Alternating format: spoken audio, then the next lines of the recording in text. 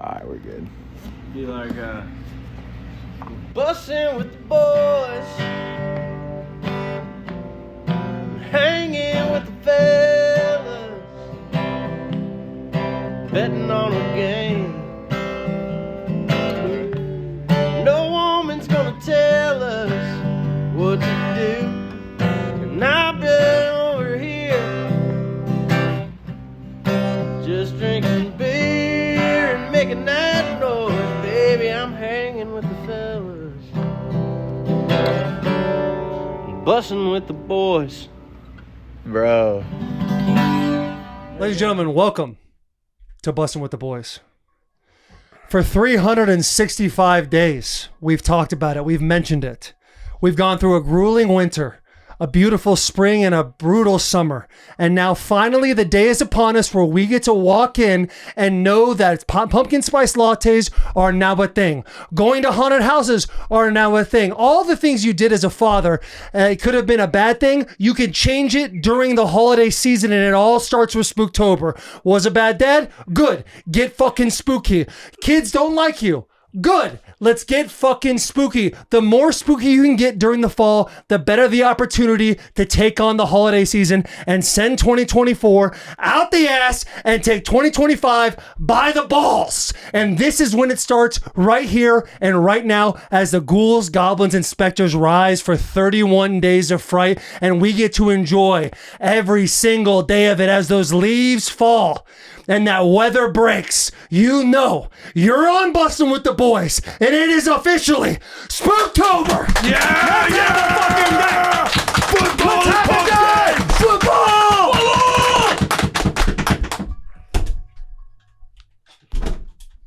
This episode is brought to you by Chevy Silverado. Well, now we got to do the actual. Welcome to Bussin' with welcome the Boys. welcome to Bussin' with the Boys. Episode 296. 296. Spooktober is officially here. And if you are here for the first time, let me introduce myself. My name is Taylor Curtis Lewan. Sitting to my right is William Earl Compton III. We are your two hosts of Bussin' with the Boys. If there's a camera in back to show our beautiful, beautiful white boys in the back, sitting there having a good time. These gentlemen do everything to make it all amazing every time you put on this episode. We love you. We hope you subscribe. We hope you rate 5 stars. For those of you tuning in for the first time, it does not hurt to click a damn button, and it helps us all the more. You're probably wondering what this episode is sponsored by. Will, you want to tell them? the spookiest truck on the road, the Chevy Silverado. Don't you have one? Yeah. You love it, right? Yeah, I'm obsessed with it. But I would set up that point. It leaves you speechless until it does. Yeah, it leaves me speechless. This big, bad black machine, the ZR2 Chevy Silverado, that is what the That boy has. BBC, Last dude. week, Taylor and I were kind of talking about trucks, and he went peeking in the comments and saw, thankfully, you guys left comments, there is a ZR2 package in the 2500, 3500 edition of that truck. So, Taylor, why don't you take your cute little ass over to Chevy, the local Chevy, the nearest Chevy dealership by you, and you can go buy one. They have 8 different cameras, 14 different angles and views. Their modern truck tech is spectacular. Mm-hmm. The wheels on that thing, I swear to God, this is the best truck on the road, and that is a Chevy Silverado. And if you don't believe Will saying that it's the best truck on the road, you can go to jdpower.com and look at all the awards awarded to Chevy Silverado between 2020 and 2022. I think is it 2020 and 2022 or 2022 and 2024? It's probably all of them, but 2022, Probably all the 2024. above. You can fact check it Right. at jdpower.com. And if you go to Chevy.com, you can actually build your own Silverado. And Yeah. Will's already talked about the 8 cameras, 14 different just a views. fleet of Silverados. Yes. And we know, listen, everyone's gone on a road trip. Nothing is more comfortable, more compatible to your lifestyle than a Chevy Silverado. The best thing about the Chevy Silverado is you can be a blue-collar boy or a white-collar cat. Regardless, you get in that truck, you're going to feel like you belong in any single world there is, because the Chevy Silverado looks that good, feels that good, and it runs that good. Amen. That's why they're a Amen. presenting sponsor. The only sponsor that can really sponsor is going into Spooktober as well. How fired the fuck up are you Dude, that to the be month honest, is here? literally last night I got home and I saw my kids and they're like, Dad, 2 more sleeps. That's what they said. The first thing they said to me, they got it. Dad, 2 more sleeps, and then hugs. So my kids are fully invested in Spooktober. We're literally going to go to Michael's today. As soon as I'm able to leave this shop, I'm going to go pick my daughter up at school, and we're going straight to Michael's. I told her $200. You got $200, spend it on whatever you want to decorate your room. Time to decorate. And so we are going to get after it. Now's when I start building the foundation for Rue. You're at the perfect time. Take her to a store. Like, here's how we start embracing the spooks. And it's very, very slow but sure. The pumpkin, you get her excited about the pumpkin. That's the first step. Yeah. And then you just slowly integrate more and more Spooktober stuff. Now, being 7, she's like, Dad, I want scary stuff in my room. And I'm like, honey, no. So you think you do? You think you do, but it changes everything. But when you just lay there up late at night and start thinking, you start playing these games in your head. Could this thing come alive? Could something pop out of the closet? Yeah. It's a whole different ballgame. We're not that detailed. We're not that detailed for a specific reason because a kid's imagination is incredible. But yeah, we're fired up. If you are joining us for the first time, go ahead and sit back, relax. I'm going to tell you all the rules of Spooktober. If you're here consistently, you already know the rules, but go ahead and get a pen and a notepad out because we're going to tell you everything. Listen. 4 key rules to Spooktober. The first rule is it's no longer October. It's Spooktober from here on out. If you're going to talk about this month, add a spook to the tober, call it Spooktober. That is what you're doing. The next step in you achieving Spooktober nirvana is going to be put something spooky on every single day. Now that sounds like a very tall task because there's 31 days of fright. It doesn't have to be festive. Be festive. It doesn't have to be a horror film. If you are my age, if you're 33 or Will's age, 35, you remember watching Disney Channel and Nickelodeon, and every single day, the TV shows that were on, there was always themed Halloween stuff going on. You pop that on for 10 minutes, baby. Guess what? You did it. You've invested in Spooktober for that day. It's just a daily check. It's like making your bed, getting a workout in, making sure you do a couple of things every single day. Pop something on for 20 minutes. Now, every once in a while, take the time. Put on that spooky movie. Get yourself a little scared when you turn the lights off at night because that's good for the soul. You need that. That is great for the soul. The next thing you're going to do in the journey to Spooktober Nirvana is going to be enjoy something fall festive every single week. And it could be a pumpkin patch. It could be as simple as you go into your local coffee shop and get yourself a seasonal beverage. It doesn't have to be the be all end all every single day. That's exhausting. We don't want that. Spooktober doesn't need to be something where it's like, oh, I can't believe I have to do this because we've been there before. We've been there. You get to Spooktober 18 and above, you're like, bro, I'm kind of like ready. You're ready to get going to Christmas, Thanksgiving, the whole thing. So just integrate it where you need to, but make sure you get in the 7 days, you get a little something in there. For me personally, my wife and I, either this Thursday or Friday, we're gonna get a little banged up and we're gonna go to a haunted house. And that's just, to me, that is like the core, dude. Just being a little scared and talking yourself into being scared. And the final rule, Will Compton? Decorate. You have to decorate your house, whether it's on the lawn, with the house, inside the house. Doesn't matter whether you just have a few pumpkins out front, 1 pumpkin out front. You got to do something to bring out the theme of the year, and that is Spooktober. Those are your 4 rules. That is how you execute with the boys. We need to be talking about it on socials. We got to keep each other accountable, keep each other in check, and let's have a phenomenal spooky season this year. And it's a big year for Spooktober. Right, and people, I already saw in the comments. And merch, too. Merch is true. That's not a rule, but our merch, I don't know if this was last year or the year before. We usually have some fun merch every year for Spooktober. Those will be up on the site. We had new merch drop today as you're listening. So if you go to store.barstoolsports.com, click on the brand, Bussin With The Boys, it should be right out there at the top, somewhere on the first page. But our new Spooktober merch is out.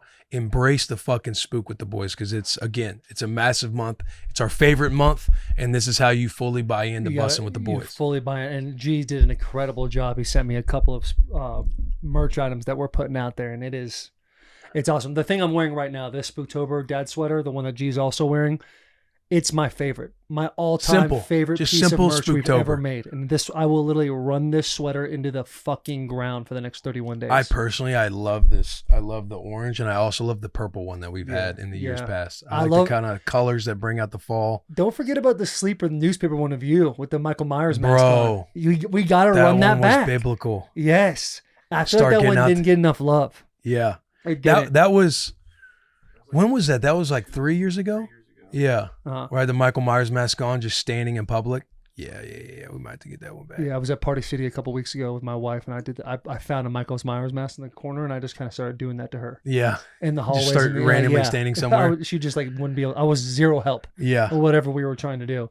But I also saw a couple of comments. I'm going to get with Coop, our graphic designs guy, about movies, watch list, 31 days. So after we get done with this episode, I'm going to go and type a couple of movies up, and we'll make sure to get that out this week for you. Hopefully by tomorrow. Hopefully by tomorrow would be absolutely fantastic. That's what you want, man. But God, it's here. Do the boys want to say anything about Spooktober? Do you guys want to get anything going? I mean, Mitch is holding the microphone up. hold on, let me. Do you just want to talk about how fired up you are about Spooktober, and also the lights? Incredible. Yeah, I mean, as you can see, Sherm and I, we're pretty dialed in. Bought to this Spooktober. Are you thing. guys dressing up every week? Yeah, we're gonna have an outfit or a costume I love that. for each week. Right now, I'm a football player. You don't say. I'm a You football don't player. say. As you can I'm a tell, football player. Sherm, what would you like? Yeah, As you can tell, I am a pirate. I am paying homage to the OG pirate, Mike Leach, the inventor of the spread offense. Org. And RIP's in the chat. Can we plan on the other four boys to wear some costumes this month? For sure. Yeah? Oh, wow. All right. Buying into the spook. Gotta dive right in. Should we dive into this massive weekend of NFL football we just watched? Absolutely. I had to pull up the All-22 this week and catch up because it was a long week. The boy might be dusting off the old Redskins jerseys because Washington has a squad. Jaden Daniels. Jaden man. Daniels is nice, and nice enough to where he might be getting himself into the MVP talk at some point if he keeps this up, because I want to say his completion percentage is like, what was it, 82, 84, something like that? That's insane. The highest completion percentage with a 100-game minimum, like over Tom Brady, Peyton Manning, Drew Brees. Like legit, bro. He's nice. He's him. They've had, man, I forget what it is. Like 16, it was either 16 or 14 consecutive scoring drives, which is like a record. They've only punted like Last one two time. games, right? 3. Insane. In the last 3 games, bro. I think they've only punted one time. Yeah, that's wild. I get so worried about Jaden Daniels just because of RG3. For sure. It's- But it- the it way just this kid can feels so spin it, man, similar. he can be off balance, like, and he just flicks the wrist, and it is a piss missile, bro. Like, he is very good. Because a couple weeks ago, I want to say they were 1-1. I forget who they were about to play. Who'd they play 2 weeks ago? It wasn't the Bengals. Bengals they was played the last Bengals week. Last week. Yeah. Was it the Patriots? No. Can you bring up their schedule, Sherm? Yeah, where computers having some technical. But a couple weeks ago, it was like, I want to say they were an underdog. The Giants. Yeah, the Giants. And you're sitting there and you're seeing how bad the Cowboys played. You're seeing that the Eagles they're 1-1 as well. Like the inspiration in the locker room, like, hey, you know, the division is obviously wide open. There's not like a true front runner in the NFC East right now. They pull off a win against the Giants. They go into the Bengals, and it's the same situation. It's kind of like they could have a massive game here because everybody knows how the Bengals start very slow and Joe Burrow starts slow. Mm-hmm. And you see how well they played against the Bengals, 38-33, beat them at Cincy. Then they go to Arizona, right? They go to Arizona. Yeah, Cliff And I Kingsbury. know, yeah, when I was on the Pro Football show, my whole thing with Big Cat was like, it's like you want to pick them, but at the same time, you want to see how they handle winning because you got a brand new quarterback. They rarely start this way to where they're like 2-1 going on the road to Arizona, and Arizona's like a spicy team with Kyler Murray and everybody else. But you want to see like how they handle winning because that organization's always been usually like a 500 ball club. There's always been a cloud over them. Anytime we would get out ahead, like you drop 1, you drop 2. But the way they fucking beat the shit out of the Cardinals 42-14 at AZ after going into Cincy on the road and beating them at Cincy, it's like, yo, Washington could be for real this year. Like Legit. a real contender this Yeah. year or a playoff I run? think so. I don't see why not. It's like Jaden Daniels again. We're talking about him. He's playing at an MVP level, not like offensive player of the year, not like, hey, he's the best rookie quarterback. Like right now, he is fucking spinning the rock. And I'm telling you, you know how the locker room can be. If you have a hot fucking quarterback, You like feel you always invincible. got a shot, and you know he can run. He's like, he can run like fucking Michael Vick. Yeah. But yeah, I think that they're a real contender this year. It's like cr- legit. Washington is up right now. It's crazy to me that this Jaden Daniels kid, that video that came out when he was leaving ASU, Have you seen that Yeah, video? yeah, where, yeah. like, you bitch ass cracker, go ahead and go. Yep. Get out of here. We don't need you anyway. And then Right. goes the locker room LSU video. does what he does, wins the Heisman, and now this. Like, the kid just lives with a chip on his shoulder. Yeah. Continues to do And he is a things. genetic specimen. I'm Right. telling you, you should look at some of these highlighted throws that he has. Like, he's like unbalanced, and he's got the quickest release. He can kind of be in a very uncoordinated spot, and he just, rockets, bro. Puts a dime out there. It is impressive, man. I hope they can continue it because that kind of story to me is awesome. Especially a team like Washington that just needs something. Yeah. They need something Yeah. to And kinda the keep it district going. gets fucking hype. Now that they have a good team and they got a quarterback like They're this, about it. They're about it, bro. I'm telling you, that place is going to be on fire. I feel like the NFC East is like the media mecca for the NFL. Yeah. Eagles seem to be like they're in trouble. Yeah.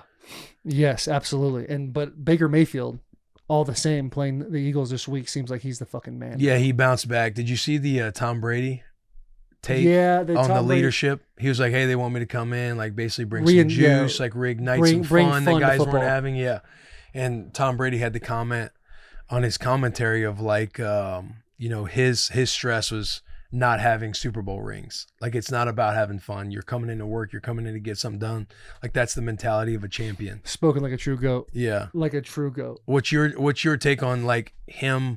I don't think he's taking a shot at Baker's leadership style. I think he was just talking about it from his perspective. I'd have to. So I read the quote. I didn't see him actually saying it. I would have to see like his tone of voice when he's saying it because, yeah, I feel like Tom is the type of guy that like will joke around and have a good time with his boys, but the minute like anybody comes at him, he kind of comes off as like a sensitive cat. Like he doesn't want. If he's in the locker room, everyone's like, Tom, you're like this. And Tom's like, I'm about winning. That's what I'm about. Yeah, So that's kind of like he falls back every single time. There's more than one way to skin a cat, right? For sure. Like, you I can think have there's fun, plenty get of out leadership there, styles out there. Get after it. I think you see a big difference in Tom Brady and Patrick Mahomes. Like Patrick Mahomes obviously has great leadership and he's got a elite talent level, but they seem like they have a little more fun at Kansas City than you would watch when Tom Brady was at the Patriots for 20 years or in Tampa Bay for the couple years he was when they won a Super Bowl. So, if I'm Baker, I'm taking everything personal because you continue to, you were the first overall pick in Cleveland, took him to a playoffs. They said, okay, that's not good enough. You bounce around a little bit. Now he finds a home in Tampa Bay and he's really just lighting it up. If I'm Baker and it wasn't meant as a shot, I'm still taking it as a shot. Like now I have a vendetta against the GOAT and I'm going to prove him wrong as well. I could see it just being water off his back. I mean, he understands the spot he's in. He understands the locker room as well as anybody else. He's obviously the quarterback. He knows the juice that he brings. So I'm sure if he hears that, I could easily see it just being like, yeah, you understand Tom is saying the comment that he is, but he's saying it from Tom's world. And obviously you can't argue Tom's world. He's got 7 Super Bowl rings, 8 Super Bowl rings.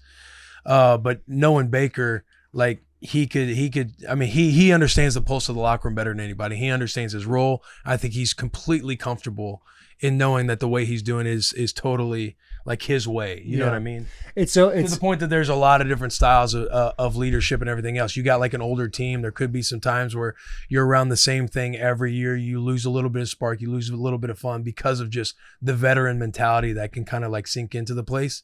And knowing that Baker's kind of got that youth to him, that fun where he talks shit. He's a little more savvy about it. He puts your shoulder into somebody. Yeah. He knows that like that can ignite. Like then when you're a vet, just in the monotony of professional football, year in and year out, day in and day out, you kind of like see it and it kind of brings like that youthism back to you on just having fun playing the game. The thing I love about Baker Mayfield is that being a first overall pick and then being widely seen as like a bust after the whole Cleveland thing. Like if you think he was going to take Cleveland, make him a Super Bowl team over and over again. Right. Then he leaves and has to go a bunch of different places, but Baker hasn't changed him at all. Right. He hasn't like tried to become something he's not, to get away from the comments of like, oh, he's, maybe a distraction. He's a little too much about himself, those types of things. He's just continued to be him and just allowing us play to show like, hey, you can act this way and still be the fucking exactly. Because you'll never, there's no video evidence of Tom Brady hitting like the gritty or hitting some dance in front of the team and the team going nuts. Like Baker's just got a different type of swag. That thing goes all the way back to Oklahoma. Yeah. As a freshman,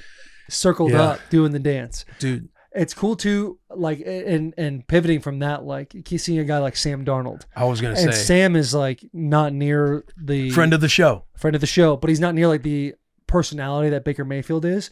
But I'm sure like he had to go through the same like type of like mental trials and tribulations that Baker went through as well, with everybody kind of shitting him. Him getting drafted to a big media market, everyone kind of being like, this First is our guy, rounder. this is our guy. And now he's like, no, he's not our guy. He's dead to us.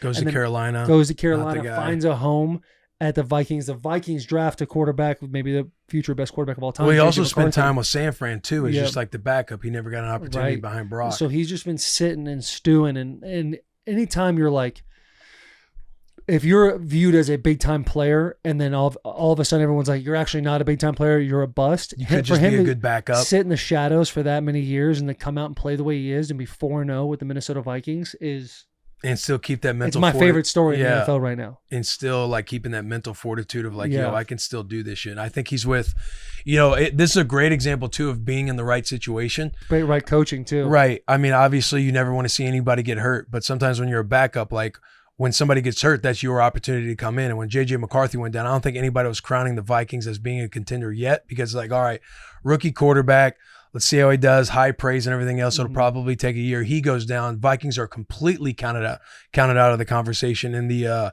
NFC North with the Packers, the Bears, the Lions. They're kind of like that. No one's even talking about them. Right. And it's a great division too. Right. Like, And you for have great Sam to quarterbacks be in that everywhere. spot with that staff, you got Kevin O'Connell, who's like a quarterback whisperer, awesome coach, phenomenal head coach. Wes Phillips, who's the OC. They've all came from that webbing of Shanahan, McVay, all of that stuff. And for him, this is a great example of just kind of being in the right situation, the right opportunity coming about, keeping that mental fortitude about you and taking advantage of your fucking opportunity. He is playing tremendous. Like he's somebody, I think he's got 11 touchdowns to 3 interceptions. He's truly somebody that could be in the MVP conversation.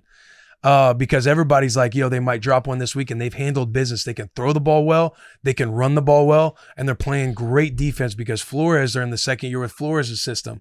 Like he's obviously showing that he's always been an incredible coordinator. Yeah, he's been a great Had his coordinator. laps as a head coach down in Miami, but it seems like the Vikings are like finding their swing, and they could be the guys in the NFC. Yeah, Flores has always done a great job of getting his defensive linemen to be penetrating defensive linemen and just messing up run games. Yeah. Over and over. Play action passes, he just kills it. Imagine a year of like the Buccaneers, the Washington Commanders, and the Minnesota Vikings are the 3 teams in the NFC. That would be insane. Imagine those 3 quarterbacks being up for the MVP. Exactly. Just crazy. That's the comeback story of the year right there. Well, obviously Jaden, he's not coming back, but Yeah. Baker, he got his big bag. He's still playing very well, but could Sam Darnold be a comeback player of the year just based on how he was just we were talking counted about that out? yesterday. We're like, do you have to be injured or sick or sustain a massive injury? Like, what's the deal? Wasn't Joe Flacco a comeback player? Dude, speaking of Joe Flacco, Joe Garrett just brought Flacco. up Anthony Richardson Bald. goes down. Yeah, that sucks. And dude, we were talking about It like sucks. Anthony for the Titans. Anthony Richardson goes down, and half of the coaching staff was like, yes, Joe Flacco's going in now. Yeah, Flacco going in, what he did with the Browns last year, that everybody in that locker room, everybody likes Anthony Richardson, wants him to play well. Yeah. He was their first round draft pick. He was hurt last year. The front office, everybody wants him to play well Showed because a lot he's there. of life before he got Right, hurt. because he's there as the first rounder. He's there as like your franchise quarterback. But even when he goes down and you have somebody like Flacco on the roster, everybody's kind of just fired up because it's like, let's watch Joe spin it again. Yes. And they might be a better football team now with Joe Flacco under center, because Anthony Richardson, as much of a high ceiling that he has, there are intermediate throws and stuff that he, everybody kind of talks about his accuracy a little bit. With Joe, the entire playbook pretty much opens now because he's been in systems. He's cut his teeth in this game for so long. Like he knows everybody's playbook. He can take shots, intermediate passes, run game. He doesn't have the legs that Anthony Richardson does, but you got a guy who can legitimately make you a contender, and you get a win over the Pittsburgh Steelers, who has the best defense in the league. Maybe the Vikings do, but one of the best defenses in the league, and to beat their ass. By the way, too. I did pick and I did bet on the Colts. Did you really? I just want to. You had a big week. I had a big week. You had a big week. I had a 5-leg great parlay. Yeah. But Obviously we'll get to college football, Yeah. but I had a big week in college football too. The Colts, literally the only thing that like the book closes on when Anthony Richardson is out and Joe Flacco goes in is the RPO. After that, it's like you can literally sling it. And Anthony Richardson, like he's still got, like you said, a lot of ceiling, high, like a very high talented individual. And you see like these kind of circus throws off his back foot early in the season. But then you go watch the entire game and it's like he's kind of missing it here, missing it there. But you can see it in those couple of throws that make you go, holy shit, this guy could be a guy if he could just set his feet, step into his throw, and have like accuracy on the regular plays as well. Yeah. Because Joe might be the man again, dude. He just gave the Colts life. Ladies and gentlemen, we interrupt this episode to bring you something near and dear to our hearts, and that's Game Time. You thought Game Time was easy to get tickets last minute? It just got a whole lot easier. Let me tell you about it. Football season is here, and we can't wait to get out to some games this fall with the help of Game Time, the official ticketing partner of Barstool Sports. You know how much we love Game Time. Now, with their brand new Game Time Picks feature, they make it even easier to get to the game. Game Time Pick filters out the fluff to show you only incredible deals on great seats, so you don't have to waste time searching through thousands of tickets. I was looking through tickets for the Titans-Packers game a couple weeks ago. Tough to do. All of a sudden, Game Time app came to mind. I was like, yo, let me jump on the Game Time app. Got that. And we know what I saw? I saw an amazing Game Time Picks deal. Great for seats. Only at Game Time.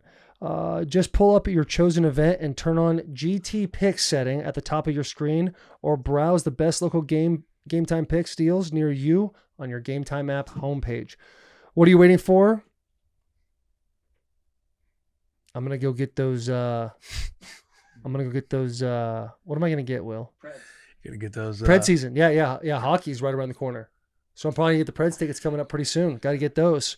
Tickets now with Game Time Picks. Now back to the episode. Holy shit.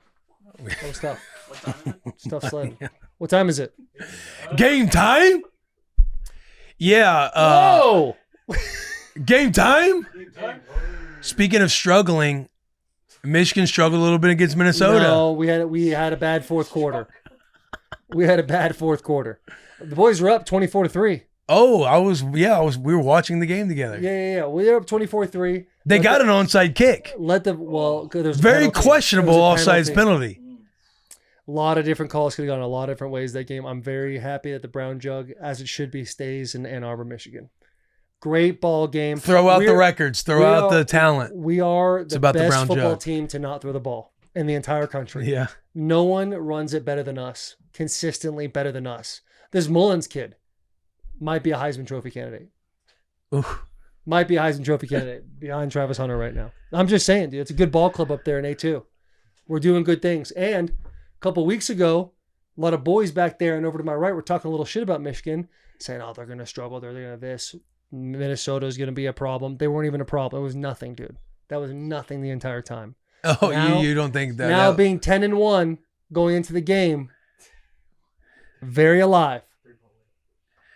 Yeah, man. 3-point win, but the scoreboard doesn't tell. And also, they don't ask how. They ask how many. For sure. Right? For sure. Because we could literally say the same thing about Georgia, Alabama, G. Yeah. Except for Georgia, Except- not Minnesota. What do you mean, dude? The frozen tundra? Those boys are built different in Minnesota. Alabama was stomping that ass against Georgia, and then all of a sudden they let Georgia come back. Georgia takes the lead late in the game.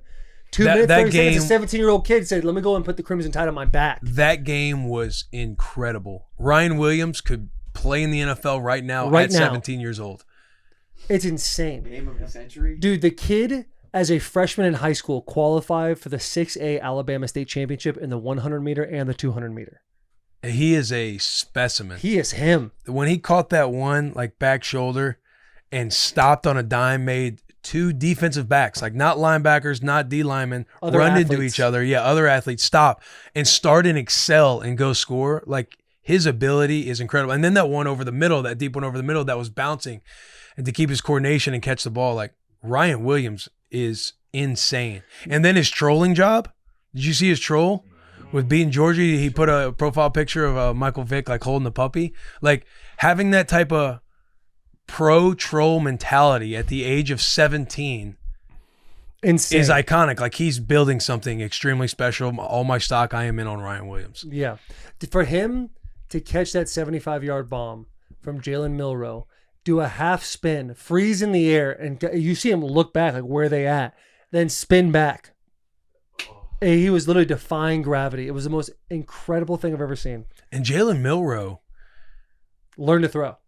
I mean, he's like outrunning SEC defenses like to the sideline, walking the tightrope very quickly and just accelerating. Like he is insane as well, and he can throw the ball very well.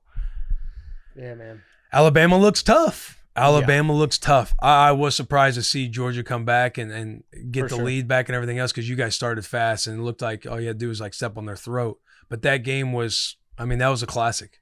Yeah, I mean, obviously, doesn't matter how, but you got the dub. I kinda how you think say it. the one thing we learned was, like, you just can never let off the gas, especially when you're playing Georgia. Yeah. Like, Or Minnesota, 100%, dude. Like, Minnesota or Georgia, same difference. But I've obviously watched it 2-3 times since then, but there's a couple drives where you're like, you know, you can't be greedy, but you're like, man, if we could have just scored on this one, like, you could have put them away, not knowing what's coming. Yeah. But insane atmosphere. Like, it just, you know, I love seeing coach get fired up on a PI call and, like, you know, the team just rallies around him. But yeah, I mean, you couldn't ask for a better first quarter. I mean, who's the that was quarterback for insane. Georgia? What's his name? Carson Beck. Carson Beck. He had a couple of miscues too, yeah? Yeah. I mean, bad Bad first first half. half. First half because they were coming back. Like that game was awesome. Yeah, They for sure. did. They turned Once up in they a started hurry. taking their shots, it was like, all right, fuck. Like, Yeah. let's just Because settle he down. can throw it. Yeah, of course. He's like, I gotta be one of the almost- best passers. In I college almost football. cashed out on my 5-leg parlay Thank God you because that didn't. game was so close. I had like 250 on this 5-leg parlay. It was Nebraska to win, Michigan to win, Alabama to win, Kansas State to win, and Notre Dame to win. So Alabama was the last game. Yeah. And I put 250 on it to win like 1650. And the cash out was flirting around $1,000, $1,040. And I was flirting with it because I didn't know how that game was going to go. But all the boys were like, no, you have to run No, it a out. couple guys. That's not true. A couple guys. A couple guys did say cash it out. Yeah. It But it feels was like like you should have won more than what you won. Right. For Well, those when Georgia games. scored late on like really quick, really fast, I looked at Will. I was like, "That's perfect for your parlay. Like that's exactly what you Yeah, want." that was the closest margin of error, though. I think it was almost like a pick'em where Bama Yeah. was favored by 2 or something like that. Georgia Like was Michigan favored, had and then a it moved bigger one, back, and then it Nebraska went had a back. bigger spread to cover. Yeah. So, but I just chose money lines. Like I didn't pick them covering Right. because you guys didn't cover. No, we didn't. We were covering until the end. Yeah, Georgia of the North. Georgia, the North, Minnesota. That's a good call, G. If y'all haven't seen it, that final Ryan Williams play, did y'all see the Japanese commentators no, on that? It's crazy. Play it it. makes the play that much better. they just Play it. losing their minds. Oh, losing their minds. What do they I- sound like? Well, can we play the audio? We can't play. We could maybe put it in post You put in right the clip. now, Mitch does look insane. but man. it Kinda looks cool, though. It You makes do it kinda that look much cool. better. They went crazy. They went nuts. Hey, big bounce back win for Nebraska. Handling Had to have business it. Purdue. It was closer for a second. Purdue was up on us like 3-0. I think what was it 0-0 going into half? Yeah. 7 punts, 3 missed field goals. I mean, guys, we've had some special teams woes in recent years. Like, I mean, if we, I'm just saying, I never want to go after a college kid for missing field goals, but that is something you just, we have to get corrected because he obviously lost us the game by not making that game-winning field goal against Illinois. Then you go in, you still got the yips carrying over into Purdue, and you missed the 2 field goals in the first half. Like, Brett Maher just got hired there as like the consultant to coach kickers. Brett, we need to have that shit right. Yeah, But nonetheless, big win. I think 28-10. Massive fourth quarter for us. We finally woke up. Dylan Raio's first game on the road. It was Nebraska's first game of the year. First game on the road this year. We got a big one. We got a big one with who? I think we got Rutgers this week. Rutgers and Indiana, Rutgers is putting both it teams together. undefeated. Indiana is nice. Indiana is They're nice, nice. man. Big Ten. 2 the undefeated middle teams class of coming the up. Big Ten is becoming solid. Yeah, we have a solid middle class in the Big Ten because Rutgers undefeated, Indiana's undefeated. Indiana does look really good. What's the line right now? For Rutgers, Nebraska, Yeah. I'm not sure. USC Yeah. snuck one out. Wisconsin was in their ass, bro, but then they just came alive and They didn't score in the second half. yeah. Yeah, I mean, Wisconsin really had them on the ropes, and they could not put it together. It would have been great to see like USC just go completely defeated in all Big Ten play. Right. Hey, welcome to Big Boy Ball. Right. Welcome. Right. But Fickle, man, he hasn't really putting it together in Wisconsin at all. I know. He needs know. he needs to get that going. We had some stuff going on with the Wi-Fi, man. It is tough out here. Hey, JP, South Carolina is looking a lot better. The way Kentucky's been playing, upset over Ole Miss, which nobody saw Crazy. coming. People are refusing to give us our credit for that win too, which is wild. Like, and nobody is talking about it's always a fluke. Like, oh dang, how did South Carolina beat them that bad? Maybe we beat them that bad because we're really good. Maybe. Yeah, you guys actually have a squad, and Yeah, the we, refs like, might have might actually have actually a fucked squad. us against LSU. So I would have preferred to play Ole Miss if Ole Miss was undefeated, because I always love handing teams their first loss. Sorry in advance to Garrett and Alabama. Yeah. But we'll go ahead and bury Ole Miss's playoff chances. Yeah. Beamer, tell the team, bring the shovels, because it's over. And we're going to be spreading dirt on the Rebels. But, yeah, dude. Just poetically murdering a team right now. It's looking nice. If we got our quarterback and running back and we get a dub over Ole Miss, I do love the time of year we're playing Alabama because they have Tennessee right after us. And we are definitely a team that they could probably overlook. Look at it as a trap Trap game. game. Right. So I like where we're at right now. You're in a good spot. Got to beat Ole Miss. Jack, you got to be feeling good with Tennessee, man. They're in the top 5 now, yeah? Yeah, number 4 right now. It's just nice to have a stress-free weekend. We had the bye week, and the Titans obviously play yesterday, Monday night, but to not have a Saturday and Sunday just stress fest, it's beautiful. It's like you remember what the weekends are like, and we've only been in this for a month, 5 weeks now. So, but it's nice. We got some rest going into Arkansas, playing in Arkansas. I feel like they always kind of play pretty tough-nosed ball. So every game moving forward, you just got to 0-0. So, but I was happy to see Bama win for the reason because October 19th, third Saturday in October, when Tennessee and Alabama play, Texas and Georgia also play. So the fact that Georgia is now a one-loss team, you want to be in that primetime slot. You want for the that Tennessee, primetime slot. especially for us. A lot of traveling there. implications, yeah. Yeah, we want to have the biggest possible energy going into that game. But So- JP's saying it might not even be the case because the Gamecocks might be sliding one in on Alabama. Who knows? I mean, Texas too kind of looked. They didn't look bad by any means. The final score doesn't, I feel like, reflect the game they had against Just like Mississippi Michigan, State. Minnesota. But Mississippi State is undeniably bad, and I was kind of shocked that Texas had them. What was like 14-7 in the going. Yeah, 6, 7.5, and obviously they turned on the Jets. But I'd love to see a Texas loss too before we go in the next few weeks. But yeah, it's nice to have a little bit of confidence. But the Titans on Monday night, historically we are awesome against the Dolphins on Monday night. We're 3-1. So this would be the most hilarious and classic Titans event to go when we've had some embarrassing losses in the last few weeks and then go in and take care of business. But I don't know it'll happen. It's so weird, huh? I just feel like Will's at the yips a little bit. He does have the yips right now. Yeah. And especially now, our only primetime game of the year when like he's under a microscope, which I almost feel for the kid because any small mistake he's going to make is going to be just blown out of proportion, whether it's justified or not. But if he makes one just dumb play, he's a meme again, and it's just a snowball effect. So we need one clean game from him where he just plays well, stays in the pocket. Hopefully the O-line can protect him enough. And on the grand stage, hopefully get a fucking win. Yeah, talk about guys that are taking shots left and right. NPF is getting destroyed on Twitter right now, and I just know how that boy feels. Who's I've been there, NPF? bro. Who's NPF? Nicholas Petit-Frere, the right tackle for the Titans. Listen, his brother, if you see pressures this is clip, so bad. I've been there. Just keep fighting through the fringe. Just keep trudging through the mud. It'll get better, I promise. That is the worst feeling in the world, to have everybody against you. You're going to be all right, though. Couple of things, dude. We talked about last week's podcast. Like, Nicholas needs to just clean up a couple of things from a technique standpoint. It's the easiest thing to do. And keep the confidence, which is the most difficult thing to do. I actually have a bone to pick with you, Jack. Going into it, since we've obviously been talking Tennessee and college football, because you look at K-State taking care of business after old boy put the burrito in his ass, and then you got Florida State. He hasn't eaten his shit yet, and they're still an offer. But I'll do that after I read this DraftKings ad because, by the way, your boy is hot on college football.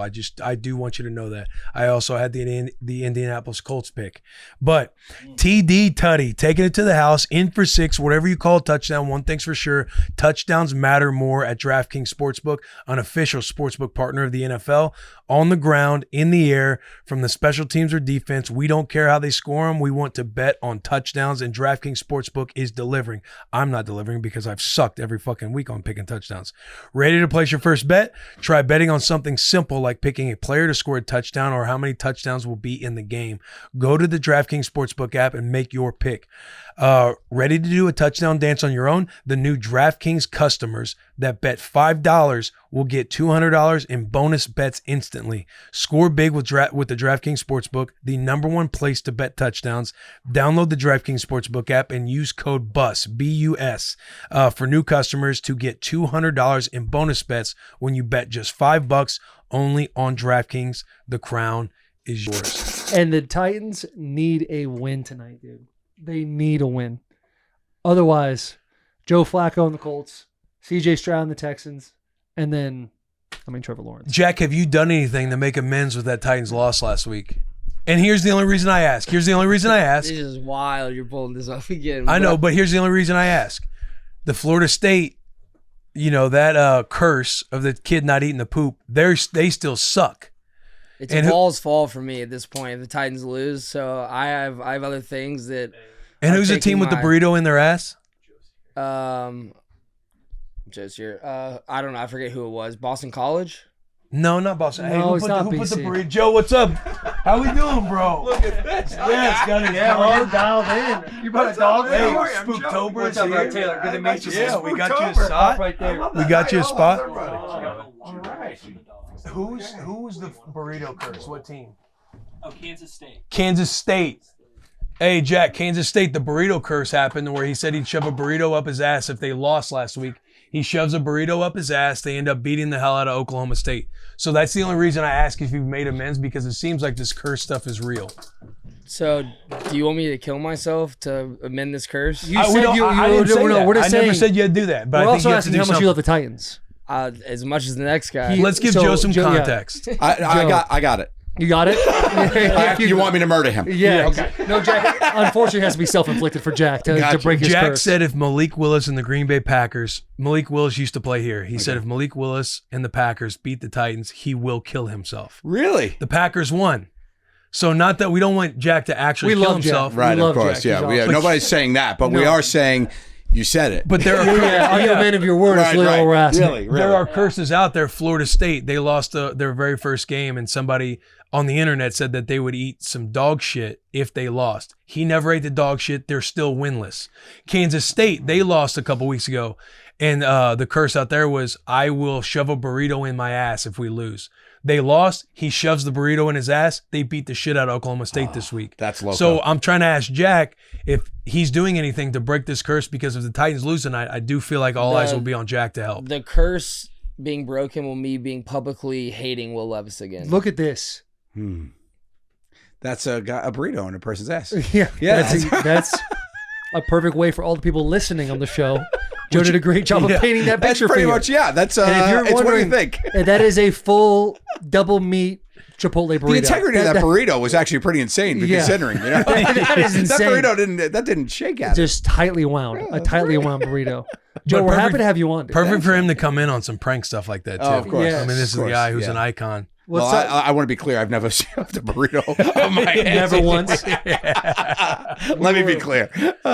Yeah, man. Thanks for having me. This is awesome. Glad to have you. So you're in town. You're touring right now. Yeah, I was in Chattanooga last night. Yeah, how was that? Oh, so fun. Yeah. Yeah, really good. I got my Let's Get Into It tour just kicked off, so That's I'm awesome. touring with a brand new hour. It's been fun, man. This one's dropping tomorrow. So what spots are you going to here? Nowhere here. I'll be back through, but Okay. yeah, I have. I'm in different. You know, it's a countrywide thing, so I'm going everywhere. But Where you go next? next is let's see, what's next? Next is actually next weekend is Memphis. I'm in Memphis, and then I'm in St. Louis, Lawrenceburg, and one more show, and I forget where, but it's JoeGattoOfficial.com's got all the places. I Joe, just go where they Joe take me. Gatto, Yeah, Joe yeah, Gatto yeah. official.com. Official, not JoeGatto.com. I don't know that guy. Okay. I can't vouch for him. He's probably shoving burritos places they shouldn't be. Yeah, no doubt. No doubt. It sounds like you have a great team around you to be like, I really don't know where I'm going. They're just taking me just where I have take to me go. where I gotta go. Yeah, No doubt for about sure. it. Have you noticed it's been doing what you do now compared to Impractical Jokers?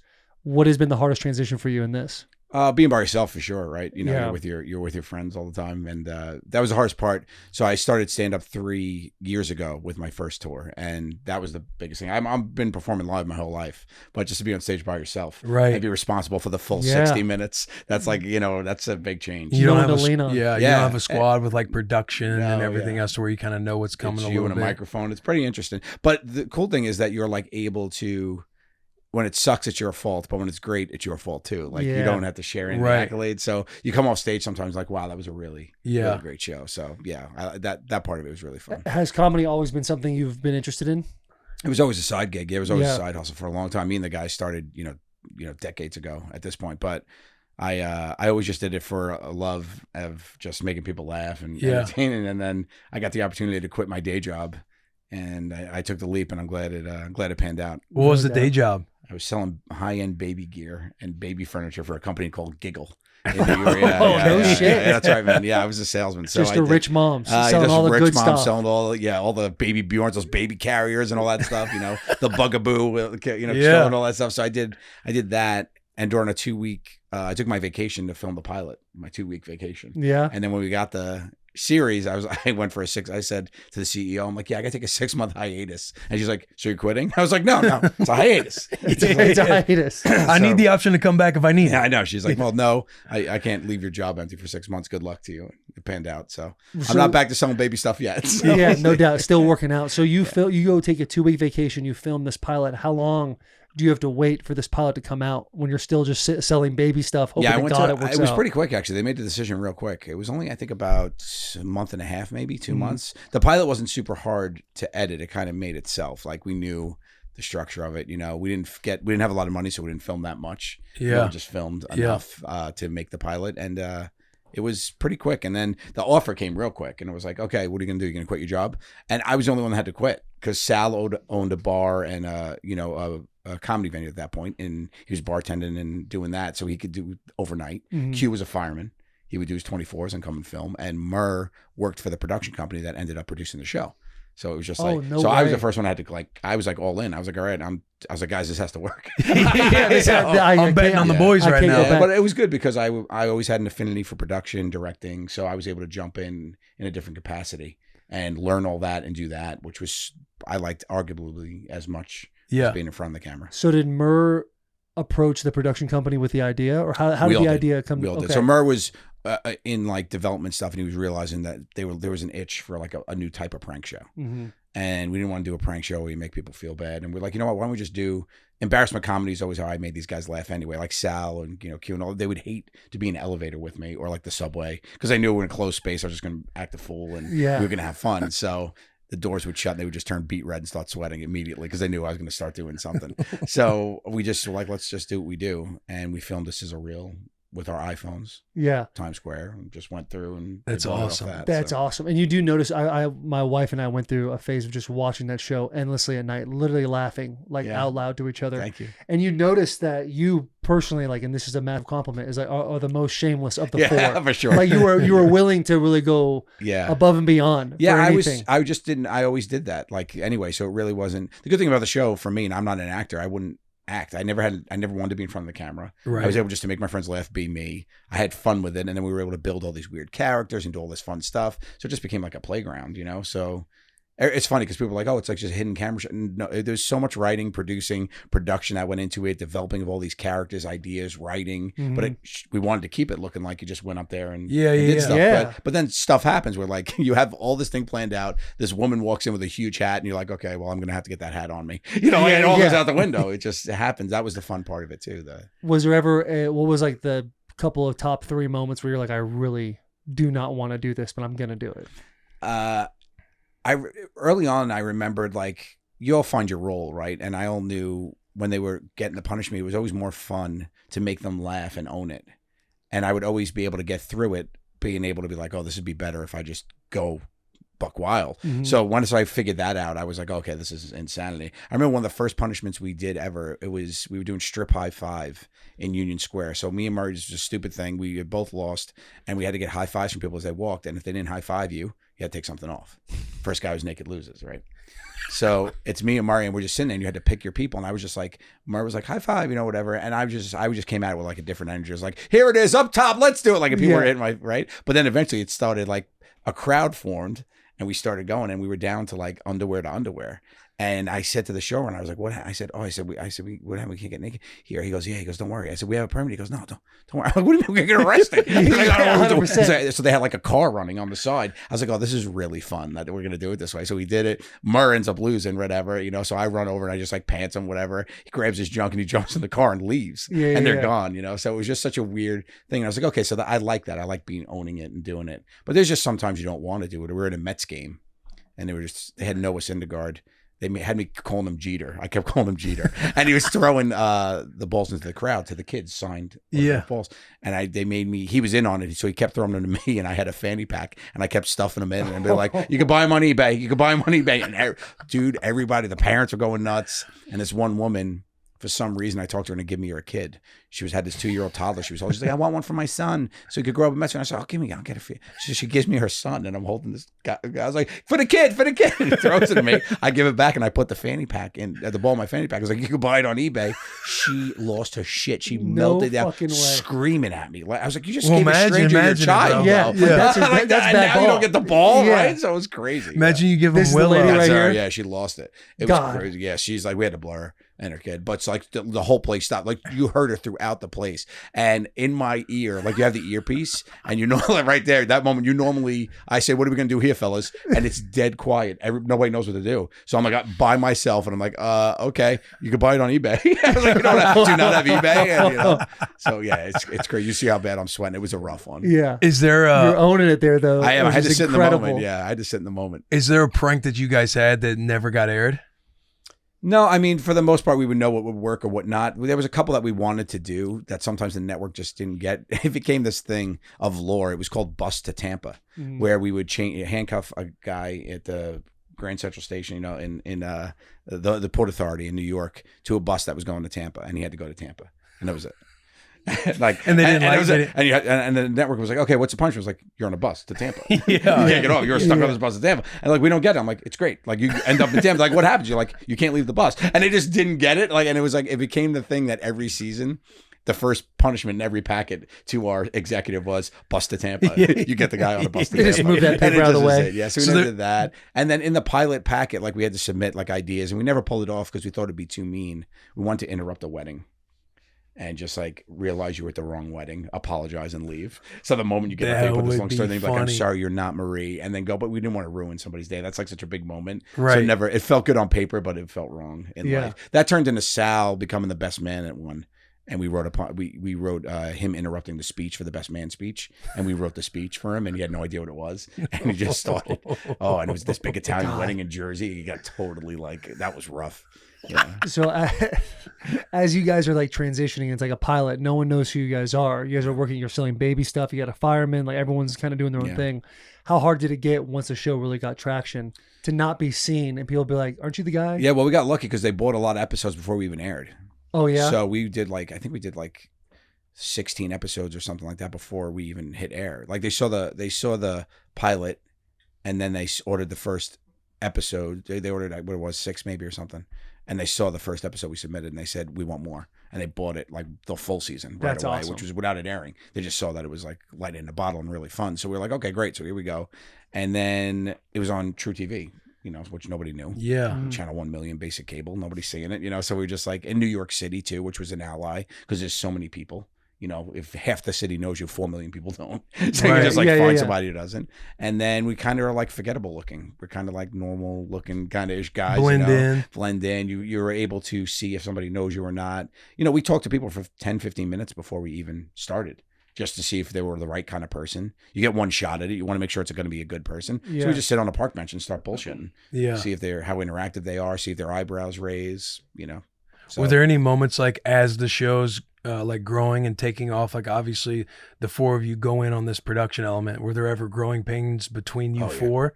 For sure. Like business wise, as it all 100%. starts to creep Yeah, in. it takes off like that, right? We had been working together for years together. So we had kind of had a one voice when it came to comedy for the most part. You have outliers and different things. It's, you know, some people have a little bit darker sense of humor, but it all kind of aligned into our brand. Right. You know, so that wasn't hard. But then when you have, there's like specific ones I remember where we just came up with this line. We're like, trust me, I want to do it. Because it's everybody's show. Right. So like we would talk everything out. We'd all try to get it to the right place. But I remember there was this one punishment where Sal has a mind that self-implodes. Like he's got a lot of neuroses. I was like, it'd be kind of fun to mess with Sal so much that he thinks he's getting punished, but he's not. But he is, but he's not, but he is. And I said, and he will have a mental breakdown on camera. It'll be so fun to watch. And I pitched it, and everybody's like, no, I don't know if it's going to work, whatever, blah, blah, blah. We got to the network, I don't know. And then I was talking with Q, and we were going back and forth, and I just said to him, I said, Q, I'm going to do it. It's going to work. Trust me. He goes, fine. And that was it. And that became the line, like, I'm going to do it. It's going to work. Trust me. Like, that was it. Because these the three other funniest guys you know. Like, of course, we're going to give it a shot. And it's also everybody's show. So who are you to say no? You know what I mean? Right. So then we just started doing that. And then I remember the moment of that punishment where Sal's mind started going crazy. And you saw it. And Q stopped. And he just turned to me and gave me a hug and said, you're a genius. This works. That's got to be the best feeling in the world. It was one of my favorite punishments ever. Because it's so personal, too. Like that's the one, like that wouldn't have worked with any other friend. Like you do things just for Q that you know are going to be, Q is going to crush. Yeah. And when you're in it too, you're like, oh man, this is so bad, but I'm so proud of them. That's such a good one, you know. Winner of this episode to bring you Mountain Dew. You know what we all need to get more of? Off of our ass. With bold new flavors and a refreshing citrus kick, Mountain Dew will get you off your ass and have you feeling like you're on an actual mountain. A couple weeks ago, last month actually, Will Compton tried the Baja Blast for the first time. How did you feel? I felt amazing because I remember pulling Taylor to the side like, hey, I'm going to tell you a really big secret. No, you didn't say it like that. I thought No, I did. no. I've never tried Baja Blast before. I was like, oh, bro, you gotta But do with it. the way I was going into it, I was like, man, I'm really going to sound stupid knowing I've never tried Baja Blast because how everybody talks about it. Yeah, but you loved it. I did. No, I loved it. Absolutely. Let's see. A mountain where the weather is always perfect and your friends are ready to hang a day of epic proportions awaits, dude. Think about this. It's officially Spooktober. You've knocked out all of your things you have to do for Spooktober. How do you celebrate? Baja Blast, Code Red, Mountain Dew, and for Will Compton, the Diet Mountain Dew. Those are the things that keep us moving forward day in and day out. Caffeine-free Mountain Dew. Caffeine-free Mountain Dew. The mountain is calling. You should answer. Grab your friends. Grab an ice-cold Mountain Dew wherever refreshing beverages are sold. And say it together, boys. Do the do. Nice. So like obviously you watch things like Jackass and like Bam Margera growing up and you can kind of realize, okay, Steve-O is always gonna be the guy that pukes. Bam's afraid of snakes. Like you kind of figure out everybody's like quirks and personalities. Yeah. What can you give me the three other guys? Like, oh, I can get them with this, this, and this. Like these are the It traits. all evolved. Yeah. Because the more you do it, the thicker skin you get, right? With anything. You know, but in the beginning it was very like, you know, Murr was like a little bit of a schemer. He'd always try to work an angle, and it normally failed, which was fun to watch. Q was just a guy's guy, you know, so he would get away with a lot of like just being like very like came across very blue collary. Oh, like he came across like very friendly as a friend, like quickly, easily. Like it's like, oh, I get this kind of guy. You know, he kind of reminds you like of a neighbor. You know, so he would go into that. Sal just had so many things wrong with him. Like he was afraid of stuff, and like he was afraid of cats, so he just used that so much. But like he was. Why like, is he afraid of cats? I don't know. Was there like a childhood trauma thing? Gotta be something has like to- that. has to be. Yeah, and it was just so stupid. The ideas we came up with that were so easy and dumb. Like we had this we rented this thing, Benjamin Cat, and we rented a cat suit, and we'd make it pop up and chase him. And he knew it was a person, but he would like he'd play it up like, "What? Get away from me!" Like he'd just get annoyed, and it would just be fun to annoy him, you know, stuff like that. And then for me, it was more just like they just wanted to see me just cause a havoc. Like it was just like put him in a place where he's gonna just make it awkward for everybody and just come out clean. Like so, the bigger the scene, that was always like my kind of thing. It was like if we got to make a scene, it's Gatto, you know. Yeah. You know, so Have you always been a guy that's like completely comfortable with being in the uncomfortable? Yeah.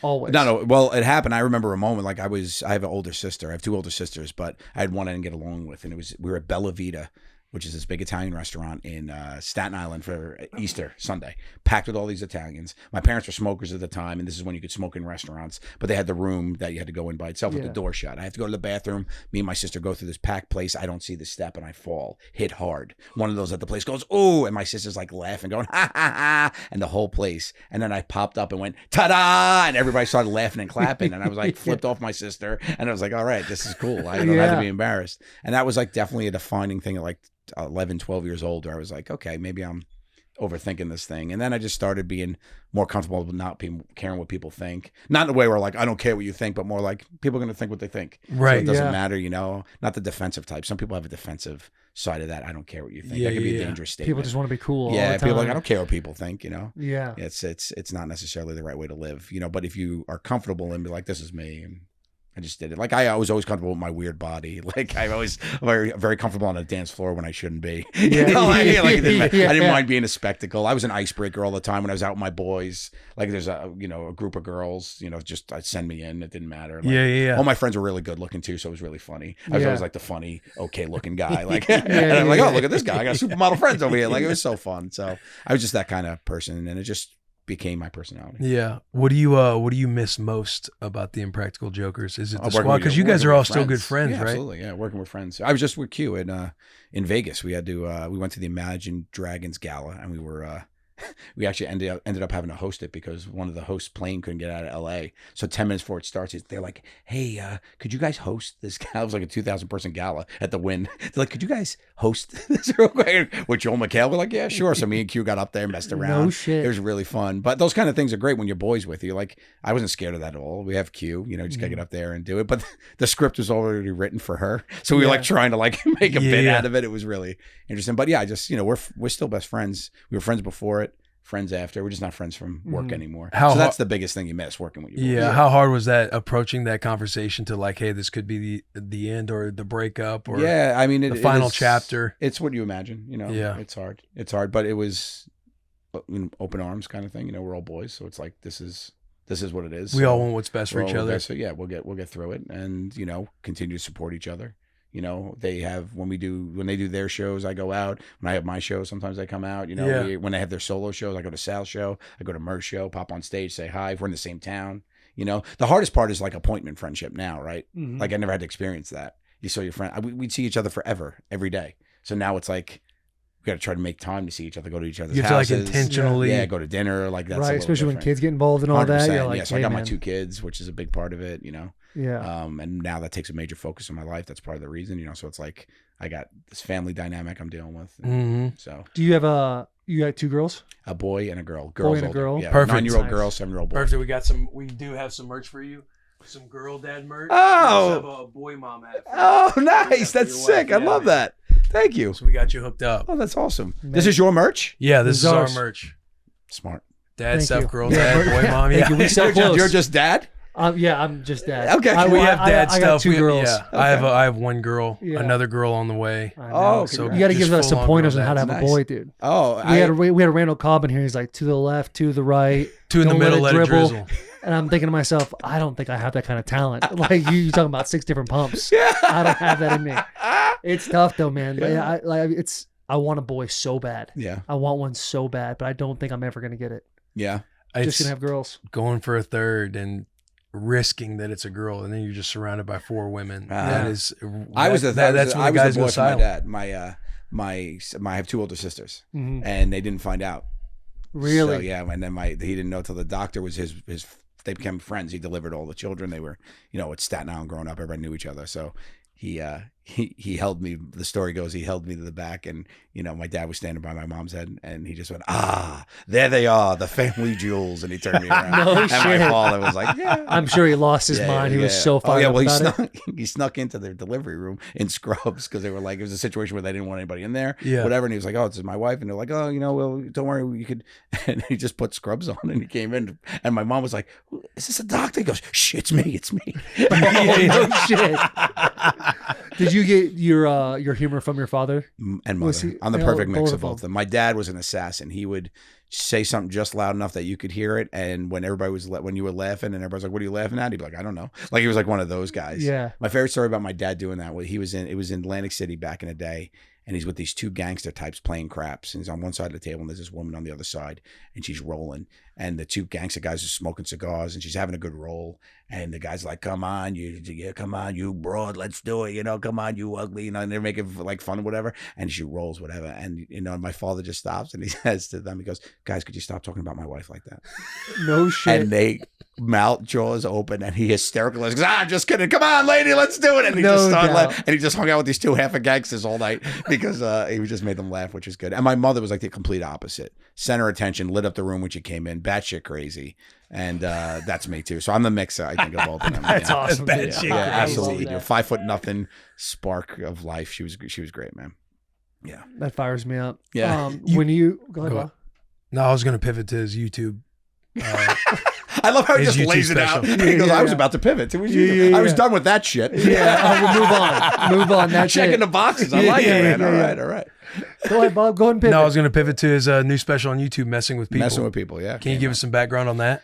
Yeah, so I when I started my tour, Joe Gatto's Night of Comedy, I did it for 2.5 years. And Yeah. you know how it is when you work on something so hard, you don't want just to go away. So, I was like proud of it, and I was like, I want to put it out here for the people. So I filmed it and put it on YouTube, and we did it with 800 Pound Gorilla. Those guys are great. And it was fun because in that, like, I get to talk a lot about me more. So like fans, when you're on stage, you get to share the spotlight. You talk about 25 minutes, just yours. But then it's just like when you could really dive in about you, about everything, about like, I realize how messing with people is in my core. And I just I'm a storyteller. So I just like, Right. told all these stories and link them together. And then how my kids now are, I realize that with my kids, I'm a role model, which could be dangerous. I talk about my mom and stuff, and it's fun. It's just like it's a nice way to weave together a little bit more of me. And now my new tour is called More of like the personal side. yeah, of you. more personal of it. And then the Let's Get Into It tour, I started like, you do a lot of reflection, right? So when I separated from my wife, it was the first time I ever lived alone. I was in an apartment by myself, 47 years old. First time ever living alone. I always lived with roommates, my parents, her, whatever, Yeah. and then you like sit there and you're like, wow, you really start like reflecting a lot, Yeah. And you're just sitting there and you're thinking about it. And I always think about how do people become the people they are? And the only journey you know is yourself, like you've been there for every minute of you. Right. So then I just started like the new hour I'm doing, Let's Get Into It. I really break down how did I become this loud, boisterous, crazy dude? When I was a kid, I was such a geeky, nerdy, math loving, making tests for my father when he came home from work kind of kid, So it's really just a weird way to get through it all. So that's what my new hour is about. And it's a deeper dive, and it's really fun to reflect on that stuff. It all started with falling on a step at an Italian restaurant. Dude, that's it, man. And I just should put saying that to story into the hour. You got actually. to. I knew. literally thought it's got to be in. No, yeah, it's not. That's a part of the shame gene stuff that goes. But I talk about being a geek. I was like a real OG back in the day, original geek. I was like super nerdy. I loved fantasy stories. I used to creative write. I watched No the movie way. Willow. I don't know if you guys know the movie Willow. I saw the movie Willow back in the day. It was like a Lord of the Rings light before they had like special effects. It was like Okay. all puppets and stuff.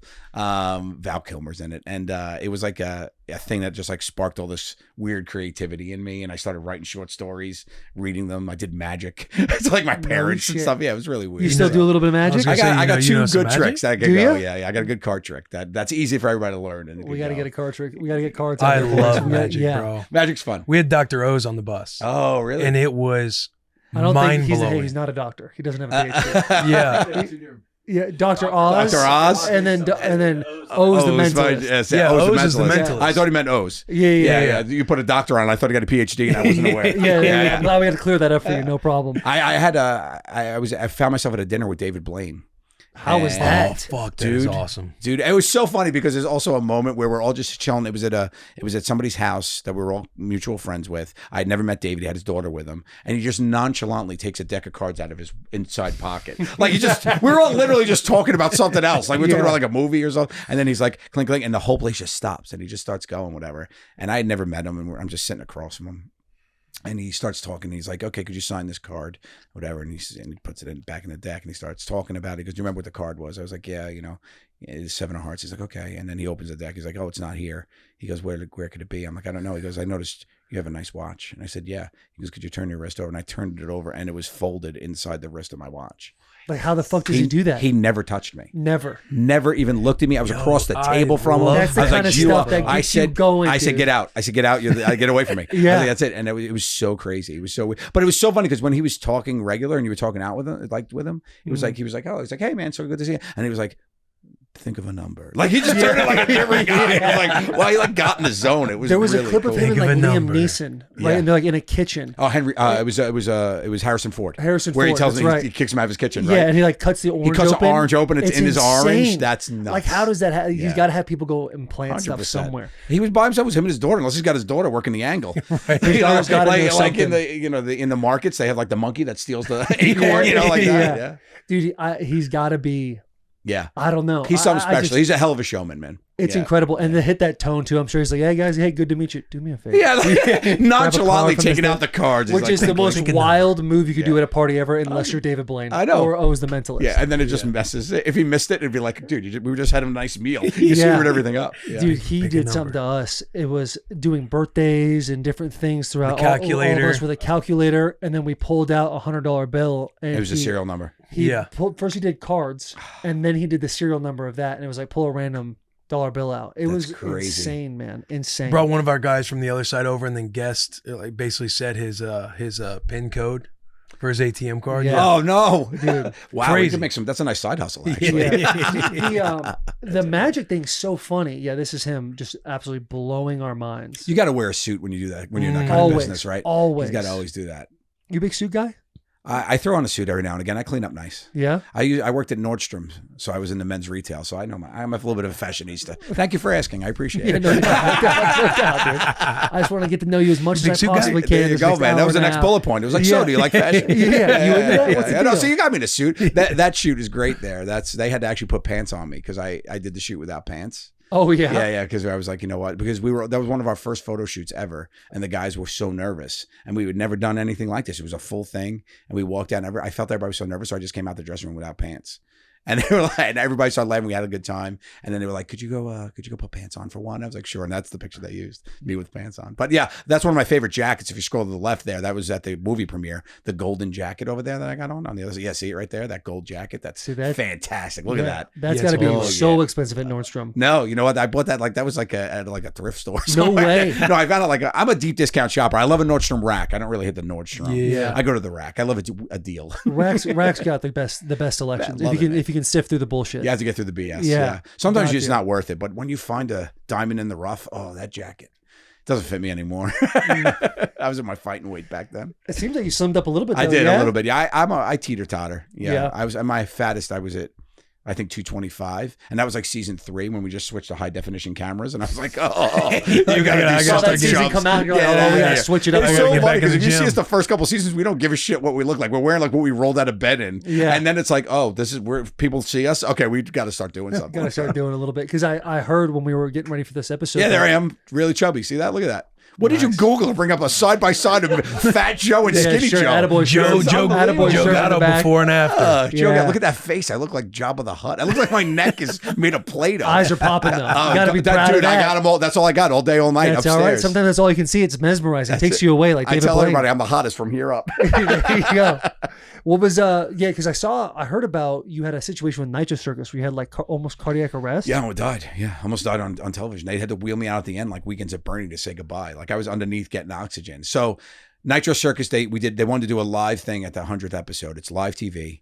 It's the 100th episode, so we're gonna do this obstacle course and make you guys do all these stupid stunts. Okay, let's do it. Fine. Oh, we saw it. I'm so curious, like how you went in the So cardiac off-brand. arrest. Don't know why we did it. So off-brand. It's not our thing. We're not physical. I dressed up like Captain Fat Belly. I was like, let's make it a thing. Yeah. So I go out, and the first time I go, they make it to we get to the bike course, the mini bike thing. Like when they were training us, Q broke a rib. Like he got rolled over. Oh, really? Yeah, they rolled a thing rolled over on him. Those guys are just psychos. Yeah, huh? they're nuts. Like it's so weird, but they got this partnership with them. So we do it. We start, and the thing, the mini bike doesn't start, and the clock's ticking. It's live TV, and they're like, "Go, go, go!" And I'm like, "It's on." So I try to push it. It's too heavy. I'm like, "F it, I'll just run." So I run the mini bike course, and I'm in no sort of shape to run it. It's like uphill, there's divots, and then I basically end up running this whole course. And the last thing of it, which is so fun, is we had 3 doors that you had to jump through with our faces on them. 2 of them are locked, 1 isn't. Right?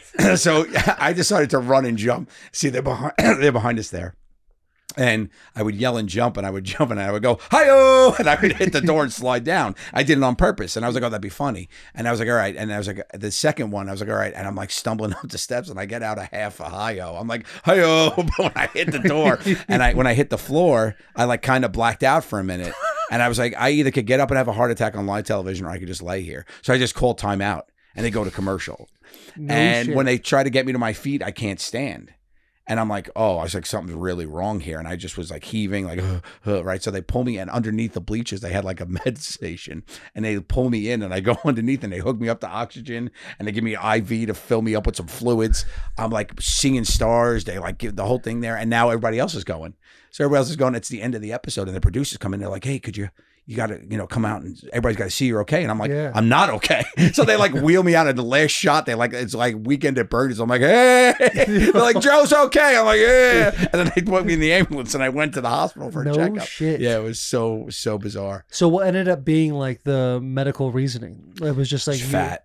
Yeah, very much so. Just Fat, overweight. out of shape dude who should not be trying to run a quarter mile at top speed in a Captain Fat Belly spandex suit. I'm sure it wasn't a very breathable outfit. But more You're having breathable. a hard Yeah, I was time like in that heaving. thing. Yeah, it was just like in all the flavor. Yeah, that's it. I was like, it was Yeah. going, but I was just not in any shape. It was actually it was built for like people who were in shape would have had a hard time with it because you're supposed to be on a bike. Yeah. Like I wasn't supposed to run that much. I ran a lot. So Is it the last time you dealt with Nitro Circus? ever, yeah. That's it. ever, yeah. That's No, like it was good though because like we did it, and as you get more into it, more established, you could be like, no, that's not right. So the next time it was time for like they wanted to do something else, we were just like, no, thank you. Not we're gonna doing do it. We're just It's like gonna one of do- those we're gonna do what we perspectives. do. Right. But there was also so much turnover at the network. I think we had, in my tenure, I think there was 5 different presidents of the network. So everybody just came in and was just like, leave Jokers alone. It's doing its thing. So it was kind of just like a Wild West situation, which was fun. That's got to be a great feeling. How familiar are you with Nitro Circus and Travis Pastrana? Great guys. We hung out for a weekend at their ranch to train. They taught us how to use all the stuff, which was fun. Super down to earth guys, really cool. Had a great experience with them. They do what they do very well, and it wasn't for us. Yeah. Clearly. Travis That is one stuff of is like the coolest. Taylor's icons. Yeah, Oh, yeah. dude, I'm obsessed. Oh, with good, man. Nitro He's a Circus. I good grew dude. up on it, but there was I don't know if you can pull this up, Sherman, but there's like an X-ray of Travis Pastrana's entire body. And it's like the most destroyed thing you've ever seen in your life. He's had like 27 surgeries, multiple knee replacements. Really? Yeah. Oh yeah. Like He was telling us just some been through horror the ringer. stories and stuff, but I was like, and I asked him, I remember we were talking, Q was obsessed with him when Q got hurt. Like we ended up just hanging out and talking with him. And he was like, why did you do, he's like, why do you do it? And he just said, it's because what I do. And I was like, that's such a badass answer. Yeah, Like that's yeah, of course I yeah. said, that's what I It's do. just who I am. He Look at just this. used to, that's so Look at that insane. right shoulder up there. All the little. His hips, how his hips are just way off. Yeah, his hips don't lie. Like, he's Look at just that. It's gonna be- crazy. Yeah. Could you imagine? Oh man, he's gonna, that, you know what though? Like that's breaking a femur. Could you imagine breaking your femur? No. Such a dense, insane Do you ever stub your bone. toe and be like, this is the worst pain in the world? It's the fucking In the middle of worst. the night, you get to take a It leak. is the You're in a worst. hotel room, you don't know it. boom. Camp Barstool shattered my toe on the Yeah. first base bag playing softball. Playing softball. And it was purple, black, this like guy it was played 10 years brutal. in the NFL, and he got hurt playing softball. Oh, against man. And it That's was so lame. brutal. I know. I still finished though. There you go. Whose Look at knees that. are those? Probably Travis's. Oh, Just Is that dude, Travis? Yeah, that's Travis. Yeah, that's He had one, man. There was, so they had like Nitro Circus 1, 2, and 3 that Yep. came out when I was in middle school. And there's one of Travis hitting this step up, which is like you go off a ramp, but you land higher than you took off. Yeah. And he like just endos his bike, which is the front wheel Yep, coming yep. up, and you just I'm see, familiar like, with an endo. He like just yeah. He just like scorpions himself. Yeah. And I think it's when he broke his femur. It was like the most insane, and the guys just fucking do it. But the nerve to do that, Right, is just the they have mentality. like they have like toddler bravery. You know that? Like they don't Yeah. know that they Zero can get fear. hurt. just kind of lean over and think, Insane. I wonder if I felt. Well, I'm gonna it's fall now. crazy. and see what I'm with my family. My daughter. We're in Turks and Caicos on vacation, and my daughter goes, "Dad, watch this." They had like a pool, like a little rock pool. It was good. She climbed up on a rock and did a front flip into the pool. I was like, "Oh my god!" I said to my wife, "I said that's so cool." I was like, "You knew she knew how to do that?" She goes, "No," and I was like, "Well, we're bad parents." I'm like, "Honey, I'm like, don't do it." And she was like, "It's fun." I was like, "All right, do it again." And she went out. She's not doing flips off the rock, and I'm That like, is "It's crazy." fucking Like wild. no fear to do it. It's so fun. I know. I wish we all kind of had that still. Yeah. Because being a kid and not being afraid of things is the best. That's it. They made me break tables with my body, which was a fun one. Whenever I get to use my body as a comedic weapon, it was always fun. So they did this one where I was the manager, and they planted 10 breakaway tables in this restaurant, and I had to find them. So I had to just jump on these tables and see if they broke so or some not. of them you would Some jump of on them and no. So I nothing would just happen. jump and I would just land on people's Roll off. entrees. Like so it was so weird. So the last one they put yeah, I'm That coming still up. image is I the best. dropped an elbow And off then a the cool- ladder. I mean, this is happening. And I was like, this is that's what, and I yelled, this is happening. I tapped my elbow and I came off the top. And they had I overshot and I missed the bag underneath. So they had like put like a little bit of an airbag to soften the fall, but I overshot it and I hit hard. Like that one didn't break. So this guy's just trying to eat his antipasto, and I'm ass up in it. bruising your Yeah, tailbone. it was really fun, man. God, that is so Yeah, so that we did stuff like that, but that was on brand for us, you know. That Yeah, was yeah. stuff. So we figured it out, which was cool. Now, if you asked one of the other 3 guys to do a prank like that, would they feel comfortable doing that? Yeah, Or I think that's so, like- but they that's would you? know. They would say that that's better for you. Like, Yeah. you know, we'd be in the room, everything. We would just start talking. Like, what can you do? And if it made us laugh, and you could envision somebody doing it, you know whose it was, Right. Yeah. You know. But half the time it was like, oh, it'd be funny if Gatto was a genie. We just used him like a wrecking ball, and it was like, yeah, we just paint him purple and we just bounce off across, and it was hysterical. Like it was one of the funniest things they ever did, you know. But like some of them were so simple and it took a little selling. But I remember vividly, we were just sitting there and we're talking about punishments because we write them up. You know you're going to get punished across the board. You start thinking about it. Mm-hmm. And eventually when time comes, you probably forgot that you were going to do it. And we're just sitting there and I go, what if I was in a massage chair? And we all just started laughing. I've seen this. And they go, what is it? And I'm like, and I was like, and then he was like, yeah, like you're the chair? I'm like, yeah. I'm in a chair. And people send it and I got to massage them. And we hysterical laugh. And then we write it up and we send it to the network. It says massage chair punishment. Joe's a massage chair. And the network calls and they're like, what is it? And it's like, Joe's a massage chair. And they start laughing. They go, yeah, but what is it? He goes, no, that's it. He's like, yeah, you're laughing. And so they did that one, yeah? they made the massage chair and I sat in a massage chair. And when people sat down, my arms could come out of it. And I would just start massaging people and start making the massage chair noises. So I'm just going, dugga, dugga, dugga, dugga, and rubbing these people. It was so stupid and so fun. But then to get me, they flew in Bayumba, the sumo wrestler, at the end, and he comes and he jumps on the chair on me, and it was, oh my god, it was the worst. But it was really fun. But you know those are for me. Or yeah, there's Bayumba doing it. He just came in and I was like, get off me, Bayumba, and I start shaking him and he's wiggling. It's really fun. That's awesome, man. But you know what you could do well. You know when you're a comedian, because it's a comedy show too, right? You want the right guy doing the right thing, like what Sal or Q or Murr going to do, right? So you try to put them in their best light. So you guys would know what the punishments were before you went through it. Some of them, for the most part, no. Yeah. But some of them, if we thought about them, we would just like if we came up with them, be funny. We wouldn't let them know when it was happening. Got you. So it would be like it's your punishment, but you don't know what it is. You never knew what it was, what you were walking into, and then when it happened, it was like, here you go. Because there's one going viral right now with Murr faking his death for Sal punishment. Obviously, he didn't know about that one going on. Have you seen the clip? Yeah. Pull up. Yeah. Pull up. Yeah, Just let's Where refresh he the memory falls real off the quick. car. Yeah, he falls off the car with the stuntman replacement. Yeah. And Sal looks like he's about to puke. Well, yeah. I mean, he thinks his friend died. So, Yeah. I mean, Is that one's not your cup of tea? yeah, we'll plead the fifth. Oh, no way. Yeah, I mean, that's just a little mental trauma for a guy. Yeah, No doubt. bro. Like, damn, our boy really just, Yeah. he might be gone. Yeah. That's that looked like me after Nitro Circus. Yeah. Sal seems like the most squeamish of the group. Yeah. No, I mean he puts it on too. You know, he's pretty good, but he definitely has the most visceral reactions. Like you see him react. You literally, it's one of those guys you could see his skin crawl. Yeah. You know, and one of my favorites is like Q is deathly afraid of spiders, so we were like, we have to put a tarantula on you, buddy. And he's like, no, you can't. And then eventually he was like, he's like, all right, maybe.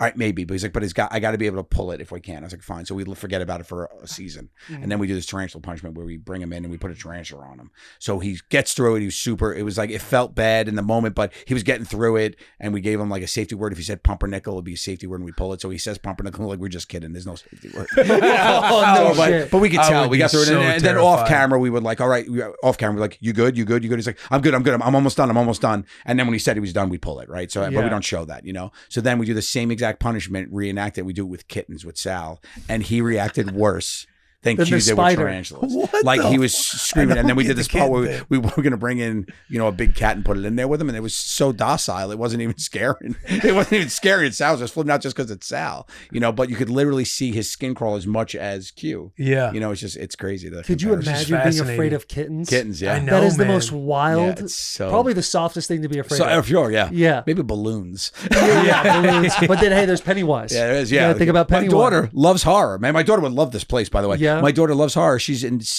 second grade. She goes to school as Pennywise. That's what she wanted to be. No In shit. second At grade? second Sounds grade. like my kind of daughter. Yeah, she was I great. love it. man. My She's kids are great. all She's obsessed so with ballsy. Spooktober She's right now. awesome. You guys got to embrace Spooktober. Oh yeah, It's officially started. Oh well, Yeah. I mean, is it spooktacular? Like, what's Spooktober? Is it like your thing? I'm so glad you Yes. asked. So Okay. yes, it is. Okay, great. Spooktober is it's obviously the start of Halloween, right? Yes. October 1 is Halloween, and now October becomes Spooktober. So it's what you call it. Okay. It's not only the fall; it is like the kickstart of all of the holiday season. Sure. So you know for the next 3 months, dude, you're eating candy, you're gorging yourself on Thanksgiving, and you're enjoying Santa Claus coming down your chimney. It's true. Or whatever holiday you happen to believe in, but it all happens in the same time. So to embrace these 31 days of fright is like the most important thing you can possibly do, because it fires you up. Spooktober. Especially when you're a dad. You got to like dive into it. There's rules too. Like you gotta watch something festive every day. Yeah.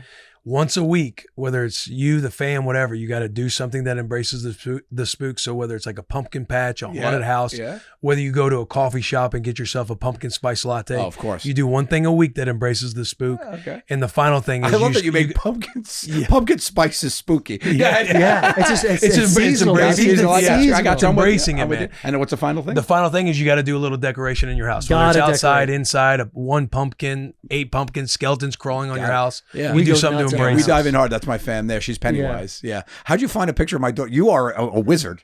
You're also very creepy. But so you can tell the difference between my son and my daughter. My son's like, I'll wear my Spider-Man hoodie. And my daughter's like, could I please be the scariest thing I could be? Yeah, no doubt. Do you let her watch any of those shows? The super scary ones? We just started. But I let her watch a scene of Pennywise. So I let her watch that is a crazy move. When he's in the sewer. I let her watch it to get her to dip her toe. And she was like watching it with me, and she goes, and she got like really scared, and then she's like, this is so cool. I'm like, that's enough. I was like, you got enough. We watch it on Sunday morning at 8 a.m. Like, I'm not letting her see it before she goes to sleep. Right. But she's super cool. Yeah, but we do the Spook Fest. We go down that with Fatone all the time, down to the Hollywood Horror Nights. This is a picture of us in Q. We go down to Hollywood Horror Nights all the time.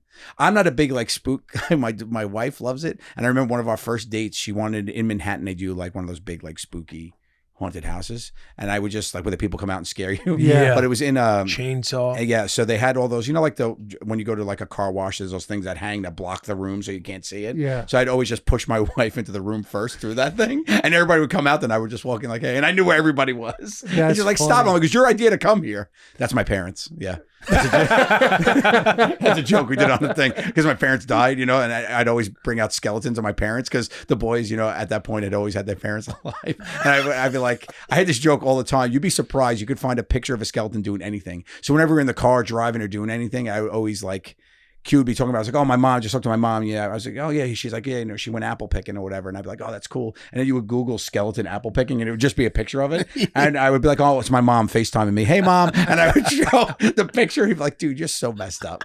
So that is fucking just twisted in the head. Yeah. My son wanted to be Earth. This is my son being Earth. He chose to be Earth. He's like, what do you want to be for Halloween? He's like, I want to be Earth. So he was Earth. My daughter was an astronaut. I was a pilot, and my wife is a NASA employee. It was really funny. My daughter's like an astronaut. I want to be Earth. I want to be a planet. What do you want to be? So he's obsessed with planets at that point. He's just getting into it now. The hardest was last year. He wanted to be like, he's obsessed with Minions, wanted to be Minions. He's like, I want to be Gru. And at the last minute, he wanted to be a Minion, so I had to be Gru. And I kind of look like Steve Carell as it is. So like, I had like, oh yeah, there it is. Yeah, that's it. My daughter was a Minion and, oh, you can be lost. But yeah, so my daughter was like a Minion. So we tried to do the family thing, but they're kind of outgrowing it now, and that's me as That's hard. That's gonna be heartbreaking when that is perfect. Yeah. The whole outgrowing thing, I'm dreading that. What is Halloween their favorite? No. Christmas, right? It's their birthdays, kind of. They really enjoy birthdays. You must do it up on the birthdays. We do. We used to throw these big parties, but we just started saying, "Do you want to go on vacation?" Instead, we used to have these huge parties at the house for my daughter. And last year, she was like, "Could we just go away as a family?" Which I thought was really cool. Yeah, that's awesome. We do. My son loves Legos. We go to Legoland in upstate New York. There's a big Legoland, so we go there for his, and we just did Disney World for hers. And they just started watching all the Star Wars stuff. Yeah, so that was fantastic. That's we did the whole that's Star all Wars him. rides. Star Wars. Yeah. Oh, you got to watch my special. I tell a story about how my son gets scarred for life in the Star Wars ride. Yeah, he's I 5 love years that. old. He's never been on a ride. And we go to Star Wars, and it's an immersive experience. Everybody's in character, whatever. And he thinks he got abducted by aliens. He's never seen a movie. Oh, no shit. He's never been on a ride, and he starts screaming, "I want to go back to Earth!" Hugging the sign.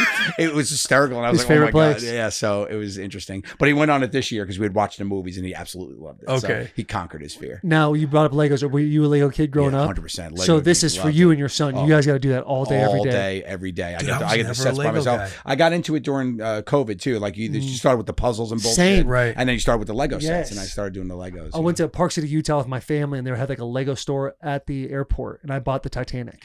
And it's been a year and a half now. I'm still like halfway through it. Oh, that's amazing. But every once in a while, I'll go in there. My daughters will come in. We'll put like 3 pieces on it, and then we'll just move on to whatever they want to I do. can't believe that you're able to just leave it sitting there like that. Yeah, it's incredible. Oh, I think it's a difference between having girls and boys. Yeah, it'd be but I've told them, I've literally threatened their lives. Like, do not, under any circumstance, ever touch this with Yeah, that do dad not around. fuck this up. Yeah. Because all they know, they put one brick wrong in step 13. game's over. You're over at step 42, try to connect something. You're like, had to disassemble. They'd be punished for life. For life, they're done. I would never forgive them. Because I was a kid that, dude, anytime you wanted me to sit down for 2 hours, just get me a Lego set. Yeah. I would all day just do that. I was all See, about it. what I don't like about the new thing is the instruction manual. I used to free brain it and just build like a ship. Like Then you're a real man. You're a real man from the Northeast. I Like, you appreciate handle that. business. Thank you. I'm a domesticated cat. I need all of those little sheets intricately. Okay, that's where it goes. Did Size it you up. ever hear the toy Pipeworks? Did you ever have that growing up? No. So it's a PVC. I'm sure a picture will be up of it in a minute. It's a PVC construction, life-size construction set where you could like build these like forts, go-karts, and whatnot. I was obsessed with them growing up. No shit. My kids have them now, and they're how old are your kids? 7 and 4. Oh, you got to get yourself some of these. Let me see Like these. You gotta so get this yourself is some there's of a new these. company that makes them. That's the old school version, and the new ones are called. You could search for it, you'll find them. But you build like stuff like that, and it's just a full set, and you can build whatever your mind creates. So and we build these forts, these climbing things, all this stuff. It's really There's fun. no directions. It's just No essentially directions. you get to do You what can you just do want. what you want. They have an extra. There is a thing that you can do if you want, but Have you seen Magnetiles? You been on the Magnetiles game? I'm a Magnetile guru. My said, my yeah, daughter and yeah, I, yeah. we make like civilizations. Oh, that's yeah, great. yeah. I We love get the that. whole thing. We got Do you giant do the little triangle areas. ones too? Oh There? yeah, oh yeah. Yeah, I do the marble madness things too. The marble mazes. Those are What's right the, what's there. the marble maze? The marbles. So they give you just the tubes to build your own marble maze. And it's kind of is like really fun where you can just put a marble in and it has all these different tracks. Oh, my And daughter you can would build your own love thing. that. It's really fun. Yeah, I got to get It was on called that. Marble Madness when we were little. That's it right there. Yeah, those guys. That's fun. Oh yeah, I remember those. We're just still on the train track in our house. Train She's track's 2. great. Yeah, I yeah. never got into the Thomas or any of those train track things. See, I grew up like because I was never like a Lego guy. Yeah. I was never a You're a Lego Lincoln guy. Logs kid. Loved Lincoln Logs. Oh, Lincoln Logs. They Yeah. were boring as shit. Though. I know, right? I'm saying. I What was are you thinking gonna to build? myself, A cabin. Like, that's it. Like, that's What like- else? That's all. In my Yeah. cabin. Dude, I feel the same way because everybody's a big Lego fanatic and I just never got into it. I felt like all the dads in my circle always loved building the cars, like the old school cars. So they always had them hanging up on their shelves. Yep. But I was just never a Lego guy. I don't know Man. why. If you're a train guy, I was a Hot Wheels. Yeah, I was simple. Oh, Lincoln of Logs and course. Hot Wheels. Me too. I love Yeah. the jumps. I'll just do tournaments all day long with Hot Wheels. Did like you do on that? the, those on the cool tracks. orange tracks The too. Get them electric do a one? loop. Yeah. all What about that. the electric ones? I Those didn't two that Yeah. that you had the little gun thing. I never got into that. That Those sounds are like fun, that's yeah. above me. I remember You've got a And then the simple like town rug Mhm. where you got the Hot Wheels and you're Yeah. pretending Rolled you're around. you're an NFL player, like, oh, this is my house, and you're like driving through. But that was Oh, that was wow, as far that's as I went. really- Yeah. that's really Yeah, cool. yeah. always an NFL player. Always an NFL player. Always an That's NFL so player. funny. I was At the- always I'm an NFL Talk about player at dreams the coming zoo. true. Yeah, that's Yeah, it, man. yeah. That's That great. is so funny. How much you love football. I always love So football. You grew up playing football too? Or Yeah, did you yeah. find it later in life? You No, saw- I was obsessed with it from So you started the young. start, man. Yeah, My I- dad was all about it. We always play in the backyard. We'd be the Dallas Cowboys in the 90s. Oh, really? So I'd be like Michael Irvin. He'd be Troy Aikman. I'd get to be all the skill spots, Emmitt Smith, That's great. Jay Novacek, the tight end. And we'd just like, obviously, we'd win like 80-0. But it'd just be me and the old man pretending to be the Cowboys. So Yeah. I've always loved it. I was the Always same loved way about bowling. it. Who do you think you are? I am. Yeah, that's me, man. I'm a bowler, dude. I was Are on the you bowler really? Team. Yeah, bowler and mathlete. We live very different lives. Yeah. Bro. Bowler, mathlete, magician. That's it, man. You did the Joe trifecta. Gatto Were story. you the Yeah. type? Were you so cool. were you the type of kid who like made like their own kind of board game on like notebook paper? 100%. Like you'd always have a buddy that'd be like, "Hey, I made this game," and it'd be like on their notebook, No and you just shit. play with the. So like, no, never- you got to a shield right here. You can't do it unless you Yeah. have this many tokens. I never got into Dungeons and Dragons, which now I think I would love, but I did this thing. So when I was younger, my best friend and next door neighbor, Jason Joseph, was like you. Like he became like a football kind of guy. But growing up, we were best friends. 2 biggest yards in Staten Island. All the kids in the neighborhood would come over, play in the yards, hanging out, just a chain link fence between us, right? As we got older, I started doing creative writing, better at math, Jason was like better at football, talking to girls, right? So all the kids ended up in his yard playing like flag football. I get these Pipeworks toys for my 12th birthday. And the first, I build a sword and a shield. It was when I was into my fantasy stuff. I had just seen Willow. And I start playing out this thing in my mind about like, oh, I'm battling this dragon in my head, right? And I'm just this lanky kid by myself in my backyard. And then, when you feel somebody looking at you, I look over and all of them are lined up on the fence being like, Joe, what are you doing? And I explained what I was doing, right? And Jason I was like, I'm battling this dragon and it's got this 2 heads. And Jason's like, do you need help? And he hopped the fence and he built like a bow staff, and me and him kicked that dragon's ass, right? That whole summer, everybody came and we played adventure games where I would narrate these stories, and all the kids in my neighborhood would play these things. It was the best summer of my life. And that was just what we did. Like, I would give everybody powers. I weave this whole story. I ended up writing them at the end. It was really, really cool. That needs to be a movie. Yeah. I have the script, which is funny. Do you really? Yeah, because I always wanted to be a director. So that's why I got into the whole game. No shit. Yeah, I'm a film director, so that's what I'll be when I grow up. Because if obviously every kid goes through like a sword and shield phase. Yeah, 100%. But like in my mind, I was like, don't ever let somebody see you do this. Like this has got to be at night in the dark. When no doors kids locked, windows, shades pulled. You're just out in the open, chain link fence. Kids are playing tackle football. You want your mom knocking on the door, be like, what are you doing in there? Right. I'm just playing with my sword, Mom. Yeah. And these kids just look over and they're like, we got to help him out. Yeah. This imaginary it's dragon. so fun. And it became like this adult thing, this Renaissance fairy stuff. Yeah. LARPing. Bro, LARPing happens down the road from our house in like that big field right before you get on the go highway. Do it Every weekend I see people LARPing. It looks so great, man. And what a community, right? What a fun thing to be a part of, right? Yes. Yeah. It's weird a little, let's be honest, if we're going to talk about it. Yeah, but if you got to be built a certain way, I don't know if I could get into it like that, but I think I might be able to. I think I invented LARPing if I come down to it. I think me and my friends are LARPing it up in Staten Island. No doubt. Yeah. If we got a group of boys like this and we all like dressed up, I would have no problem buying into something like this. Yeah. And just knowing who the king is, knowing what your roles might be. Yeah. Who's the king around here? One guy just raised his hand. It's like, get him. And we just go after him. And Oh my God. Can you imagine you showed up and these guys? Oh yeah. It would be awesome. That because everyone plays like video games like that. Like you ever play Skyrim? Yeah, those types of games. Yeah, it's like we're just bringing it to real life. 100%. It's cool because it's also a community's built around it. I love that. I love when like-minded people find stuff together. Mm-hmm. That's my favorite part about it. Even like live events, concerts, comedy, like when you go and you're in a room. I have people come to the shows all the time that don't know anybody. I love that. They come, they're like, I don't know anybody here. Like, I'll meet them at the meet and greet. I'm like, who'd you come with? Like, by myself. And I was like, I love that. Because you have the confidence to be around. Like I go to movies by myself. I love that stuff. Going to a movie by yourself and breakfast on like a Saturday morning by yourself is kind of an all-time move. A cup of coffee by yourself, I love that stuff, man. Yeah. I had a question. Dude, I wanted to ask, how sick is it? Because you seem like a big perspective guy, but how sick is it looking back, knowing that you've ultimately gotten to be yourself, make a living from it? Yeah. The fame, all that stuff's great, but just knowing that you got to be you. Yeah, that's how cool is that, man? I was so happy that I didn't end up on a show where you had to play a character, right? Because you just get to show yourself and then get accepted by this crazy fandom just by being you. And then as people get into you a little bit more and stuff, and you find out, it's so cool that you could talk to your fans, like Instagram messaging, right? Comic-Cons, all this stuff. You have that accessibility, and I'll hear stories all the time about people being bullied and whatever. And that's when I started doing my anti-bullying work. It was I was like that too. I was like, and then you realize you're that for people, and that changes your whole perspective like that. Like in the beginning, you're like, oh, this is so cool, I'm on TV. But then when you realize what you are for people, family, what laughter does, because the network played in hospitals, prisons, this is where it was. I got a flat tire in LA last year. Guy shows up 12:30, gets out. Huge dude, tatted up, comes out. He's like, oh my God, Joe. I'm like, hey, he's like, I just got out of prison 5 months ago. You got me through. Can I have a hug? That's amazing. It's insane. No way. I was like, yeah, then thank God, because you're very scary. And I'm on this dark alley. Broken down. So it was so cool to be like that. But then you realize you're at hospitals and people are just going through these things of people are finding you at their lowest for a reason to laugh, going through chemo, doing whatever, all this stuff you hear. And it's like, wow, you don't even think that, right? When you're like, I'm just making my friends laugh. And then you realize that, and then you realize you have a family, you have a legacy. It's like all that stuff comes into perspective, and you just get to be you. That's so cool. Yeah, because it's like you were pushing the baby toys, or the baby gear, and it's like people are in these, this rat race of the corporate world and all the bureaucracy that comes with it and everything else. But you've ended up finding a lane to ultimately be you. Yeah.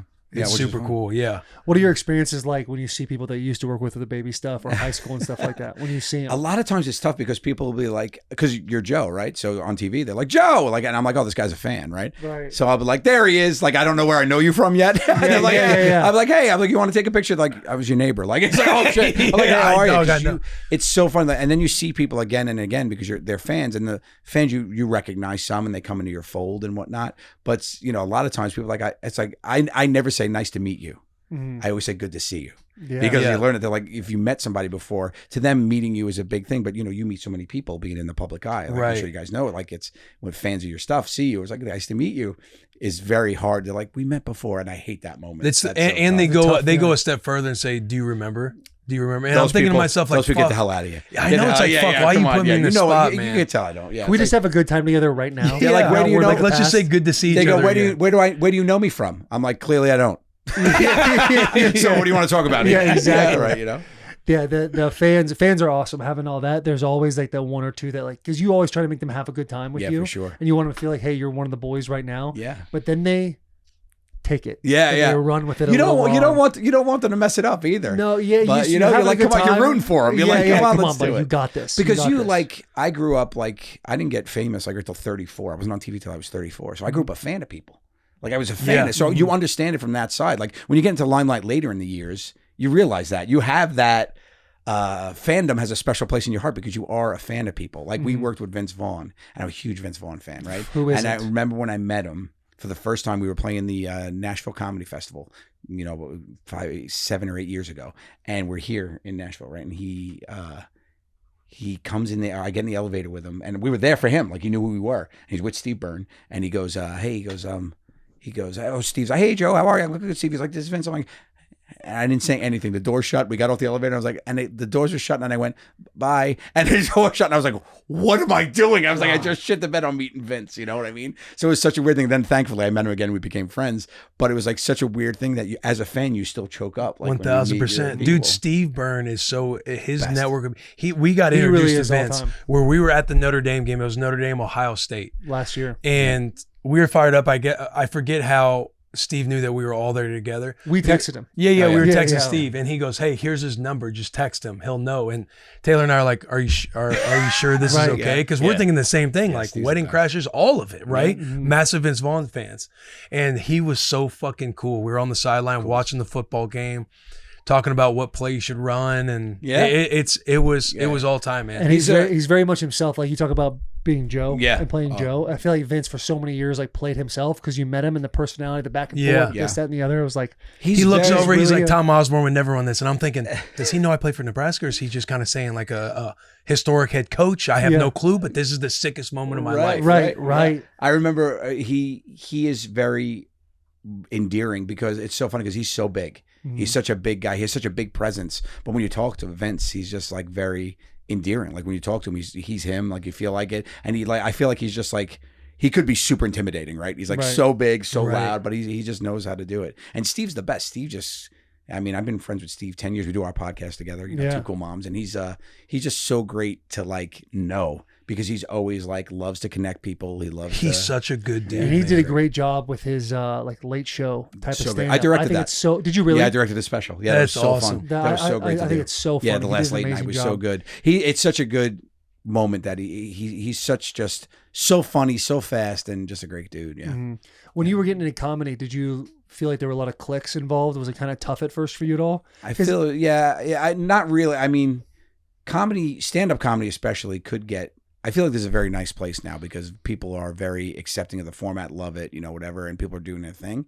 But I feel like it's different because it's like late nights putting your work in. It's hard, and it's hard to find your voice and hard to build it. But everybody has their own process to get there, which is cool. But to get to meet all these people inside of it and know them to be fans and be fans of them, like, that's really fun. Yeah. To do that. But it's definitely its own thing. I took Steve with me during my first show week at Appleton on purpose. I did Joe Gatto's Night of Comedy. Steve was with me. And I was like, because I respect him as a stand-up. I know he's good.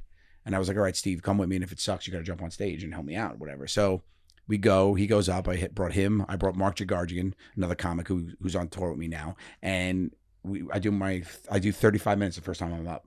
And I come back in the green room and he's sipping a scotch. I go, how was it? And he goes, fuck you. He goes, I've been doing this for years. You're up there. You're a natural. I hate you. And he started laughing. And he was like, it's good. He's like, it's good, man. You just got to figure out what you're going to talk about up there. And he helped me build that. So that first year with Steve, he would come on the road with me a lot. He was a super great mentor, just somebody who knows what they're doing. So it was really helped you become comfortable. You know? That's awesome. Yeah. How do you find your voice in watching so many other comedians that already found their voice and you love it and you're like, oh man, I'm a fan of what they're doing? How do you not take a little bit of it and use it for yourself? I figured the best thing to do is just be me on stage and not try to be delivering jokes. And I found out quickly I'm a storyteller. I love telling a story, and people really enjoy that part of it. So I just was like, okay, what stories am I going to tell? How do they connect? And then how can I make them as funny as they could be? And that became my process with it. So that's what I really enjoy. I grew up, I mean, I'm 48 at this point. I've had a very storied life. I've been through a lot of stuff. I've got lots to talk about, which is really cool. So that's what I do. But I don't shy away from the fact that people know me. You know, they know me from TV. I'm Joe. So if you liked me on TV, you're probably going to like hearing me just talk up there and tell you more about me and stories. I just feel like it's important. If you're having fun and people watching you have fun, it's impossible for them not to. Right. I've always lived that way. Just enjoy the If you're time, enjoying what you're doing up there, like me and the guys, when we were on stage, we were just having fun. You can't sit in there and be like, this is terrible. Like, you're having fun with people. I wanted to make it an event, especially now when life sucks so hard for people. Like, get out there, have some fun, have some laughs, forget about the bullshit. I'm not up there talking about politics or bullshit, whatever. I'm just talking about, you know, how this fat kid from Staten Island found his way, you know? So I think it's important. LARPing in the backyard. Yeah. LARPing it up, man. No doubt. Did you ever, like when you were leaving Impractical Jokers, you were like, okay, I want people to know me for comedy now instead of Impractical Jokers. Did you ever struggle with that at all? No. Great question. No. All right, Will, what do you got, Will? No, I think that's important though, because people are like, okay, this is my identity now. My identity is Joe. Like it or not, this is me, right? So let's get out there and laugh together. And that's why I say, like, on my special, I comment on I respond to every comment. Really? On Messing With People on YouTube. Every comment I go to, and it's me responding, because it's like, if people are like, oh, stay in your lane, this isn't for you, I'll write back, thanks for giving it a shot, be well. You just didn't like it. Comedy's 100% subjective. If you didn't like this format, it's fine, you know, but it's clearly my lane. I'm doing, you know, a tour around, a theater tour around the country. Like, you know, if you didn't like it, it's fine. I don't take offense to that, but if you take me and put that on TV, like, it's going to be the same guy, same voice, same thing. I know who I am. Right. And I didn't want to try to discover myself as a stand-up. Of course, there's different aspects you have to think about, you know, and do different things, but I still want to keep the core. Right. Yeah. Do you find it hard to kind of, because stand-up, I know you got to be on the road a lot, but balancing the family time and everything else? So it's honestly easier. A lot easier? Yeah, I mean, I'm working 10 days in October. You know, I'm on the road 10 days. Was it travel? Some people are on the road. I'm on the road a lot, but people don't understand the balance of it, you know, because I'm there for what I consider the important stuff. I'm there to drop them off at school, help with homework after the day during the week. The weekends, they're normally busy anyway. They got play dates, birthday parties, bullshit.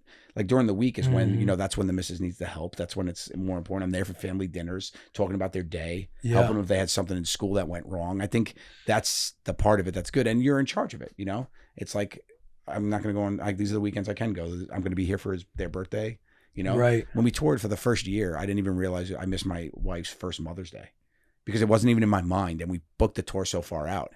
And it was the first Mother's Day and my daughter's first birthday. I was booked for both of them. And it was like, and in hindsight, I'm like, you fucking dummy. Like, what are you doing? You know, like, it's so, but you get so caught up in it. And it's you're so much in it.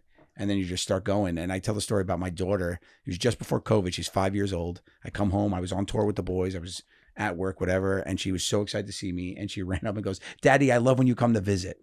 And I'm like, oh, that's hysterical and hurts so bad. Yeah. So I was like, oh, there's a balance thing going on here, you know? No doubt. It's so hard to find, especially as they get older. It is. I think the big thing that I've taken away from it is there's no such thing as balance. It's focus. It's like you're focusing your energy here. Everything is always swirling around you, but you got to take that 5 minutes to build Legos, to hang out, or take your car and be on the racetrack. You know, whatever it may be, but you need to take those times. Like, my son says, Dad, can we play? I'll stop whatever I'm doing for 5 minutes and play with him, because that 5 minutes will be for him. And that'll be his favorite part of the day. And I'll find that 5 minutes somewhere else. I'll stay up 5 minutes later. I'll do whatever, you know? So for the most part, you try to do what you can and focus on what you need. I think that's the biggest takeaway for dads in entertainment. It's really a hard thing. And I think, you know, especially, it really is taxing on you to be, I think people are getting it, but it's really, really hard to balance all that stuff. Right. Yeah, I agree with that, because it's more of like, you understand what your priorities are, how you kind of want to build your life. And it also helps you, okay, these are the things I want to focus on and put my energy into, and I kind of have everything scheduled out. Now, ultimately, this gives me the reason to say no to everything 100%. else. Because I would be somebody who enjoys like saying yes, like, okay, maybe I can do that. Always at least say maybe. But I feel like I've learned since Ruse came into the world that like I've learned what to say no to. It's like, okay, I know I want to do bussin'. I know I want to do family time. Everything else I can basically just say no to, unless it's something that would be, you know, pivotal for the show or for the family.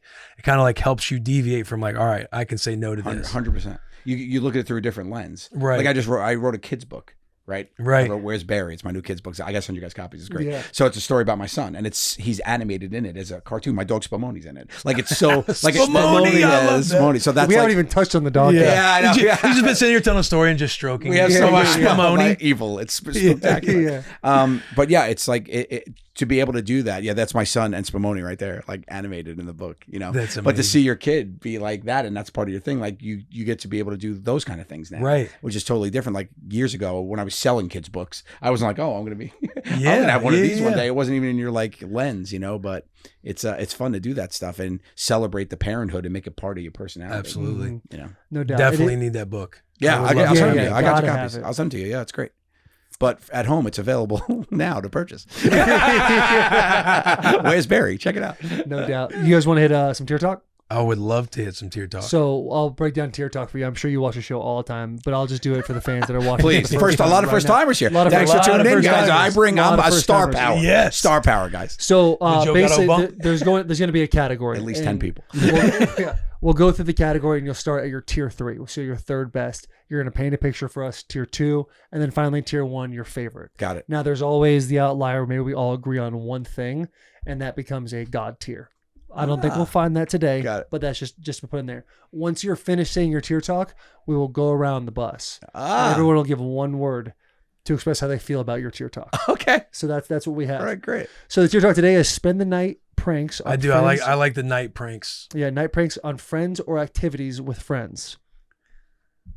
That's what it is. Okay. So we can take a couple minutes. Think about it for a second. I'd like to go second or third. I'll just throw that in it. I'll just throw that in the universe. Okay. I know 2 I have for sure. I just got to figure out what my Spending third the night one's gonna with be. friends pranks. Got it. Okay, so things that you would do as a group. Yes. As a group. Do you have yours, Taylor? I have 2. So I need 3. You need 3. Yeah. Tier talk. Your tier 3, your tier 2, your tier 1.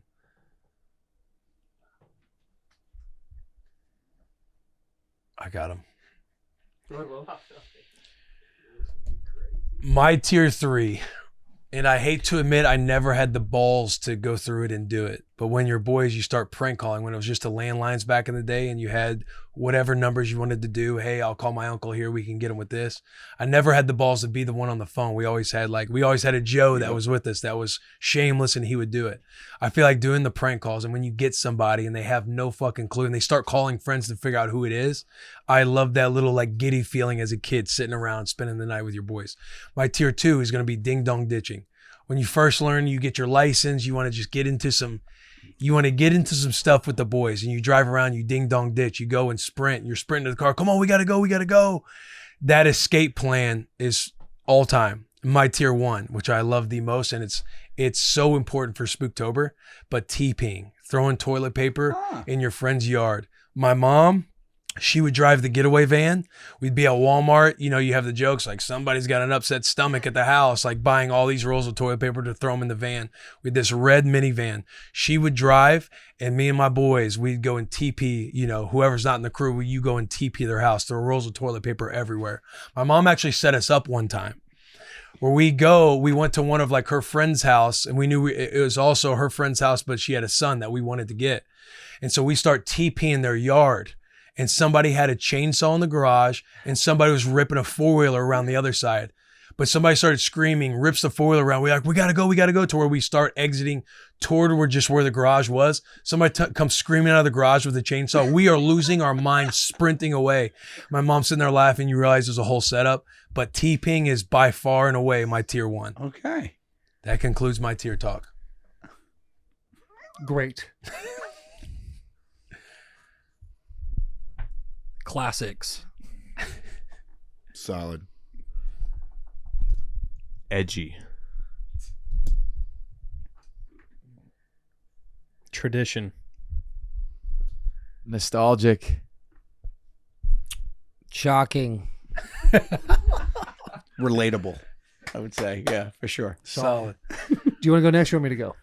I have 2 of mine. I could probably go. You want to go? No, you Okay, I'll go. you go. I'll go. You go. Yeah. Okay. So Yeah, my you- tier 3 is very Arizona specific, and here's why. During Spooktober, always on the 30th of October was kind of known to everybody as Mischief Nights, when you go out and you do the Rocket ditching, power. all those types of things. Yes. So every once in a while in Arizona, unless you have all the money in the world, everybody has rocks as their like landscaping. They don't have grass. And what we would do is, if a rain was ever to come, we would take fruit roll-ups and we put it on their rocks. And when the rain would come, the dye would dye everybody's rocks on their landscaping. And now I know it's kind of nasty. It's a nasty thing to do, but that's why it's my tier 3. It's like That's a little too harsh. yeah. That's A little like too harsh. And it people who only starting came to up egg like your one car. or 2 times. Shout Yeah. out Angela Court. He's a kid that we happened to get one year. I feel really bad. His parents were really mad. My tier 2. My tier 2 is going to go to the classic warm bowl of water, to the heaviest sleeper. Finger in the bowl kind of thing. Finger in the bowl, you put it in there, they wet themselves. And People, by the morning- boys got because Yeah. they knew I had a bedwetting problem. Like I got on that one. You got one on that? time, Yeah. Yeah. I peed the bed until I was like 14. Me It too. was oh nice. P Brothers. Let's go. Really? Yeah, I was Never found one. I love I'm that. there, man. I also God, slept with that's- my bear. I also slept with my bear till I was 12. Hey, when you I was pee- super cool. When you wet the bed at You your guys sound boy's like you had a house, hell of a childhood. Terrible. and you're just up in the middle of the night stuffing it in a bag, trying to get rid of all the evidence, and then blame it on the dog. Terrifying. Did you ever stand up and pee by accident? That's my tier 2. So yeah, you're And, too and dark. You're finally, too my dark. tier 1 is going to go to the TPing. It's getting some people is great, but to me, high school TPing was all about getting that girl you liked. The Alex Maxudi, and you go over there, you find her house, and all the boys kind of sit there like, who are we going to get? And you want to somehow put it in there, hey, we should get Alex. No one really knows you like her, but you want to get her. And once you get all the boys to dive in, throw it over the trees, over the house, and everything like that, it's a fun, easy, it's a fun thing that's innocent. Right. It's a nice little deal. And I that's- would come back from college at Nebraska and still get the same crew of boys, and we'd TP somebody. Really? Yeah. shit. If we happen to have a bye week, and I'd go home, and we'd rally up the troops and go TP. Love TP. I did have a couple more, but they were kind of bad. Dude, yeah. There's like people would do forks in the ground, plastic forks on like a cold night, and then they'd be stuck in the ground. They would egg your car and throw flour on top of it. Like people would do some crazy shit. Because the egging was always it was a bad deal. Yeah. We would, this kid named what was his name? Anthony Romano. We called him Maggot because he was so short. And he would take wire. You called him maggot because you Yeah, were short? yeah. Don't That know doesn't why. track. we would take a wire on this busy street and we put it across like at like a 4 foot, 5 foot level, and cars would go drive by and it would scrape their entire car all the way through. Oh man. Oh Don't- my gosh. yeah, Like, I that's- have- I that's have my- too- That was one that's that too was like, I'm far, not man. gonna put I it on have, my I have my TikTok. word for yours. Okay. Mean. Yeah, fair enough. Fair enough. Diabolical. Yeah, there you go. Devious. Deceptive. Unique. Dangerous. Fun. All right, JP, okay. Hyphenated fruit by the foot. Fruit by the foot. All right, Joe, the floor I didn't is know the fork yours. thing. I didn't know the fork thing. The fourth thing, yeah. That's cool. So I have to put the prank call as tier 3, but we even used to do it next level. I used to call up when we were on the bus on tour. We would just kill time, and I would call up as the Impractical Jokers assistant, Antoine. And I would call a place and be like, yes, we want to come in to eat here. I have the Impractical Jokers. They'll have my ass if we don't get a corner table. Do you have a corner table available? It'd be like a Chili's. And they're like, what are you talking about? Like, it'd be so funny. And we would set up this whole thing and do that. So that's my number 3 for tier 3. Tier 2 for me is a thing we used to do a lot. It was called, you'd have to get a group of guys, but we used to do it. And it was a Perkins by me. I don't know if you know Perkins. It's like Yeah, a breakfast whatever. spot. Yeah, breakfast Yeah. spot. Yeah. Okay. And what it was 24 hour in Staten Island or late night, whatever. And we used to do this and go, we work here. And when it'd always be so busy that there'd always be a chance that the host stand would be open. So one of us would work as the host stand and we would seat people.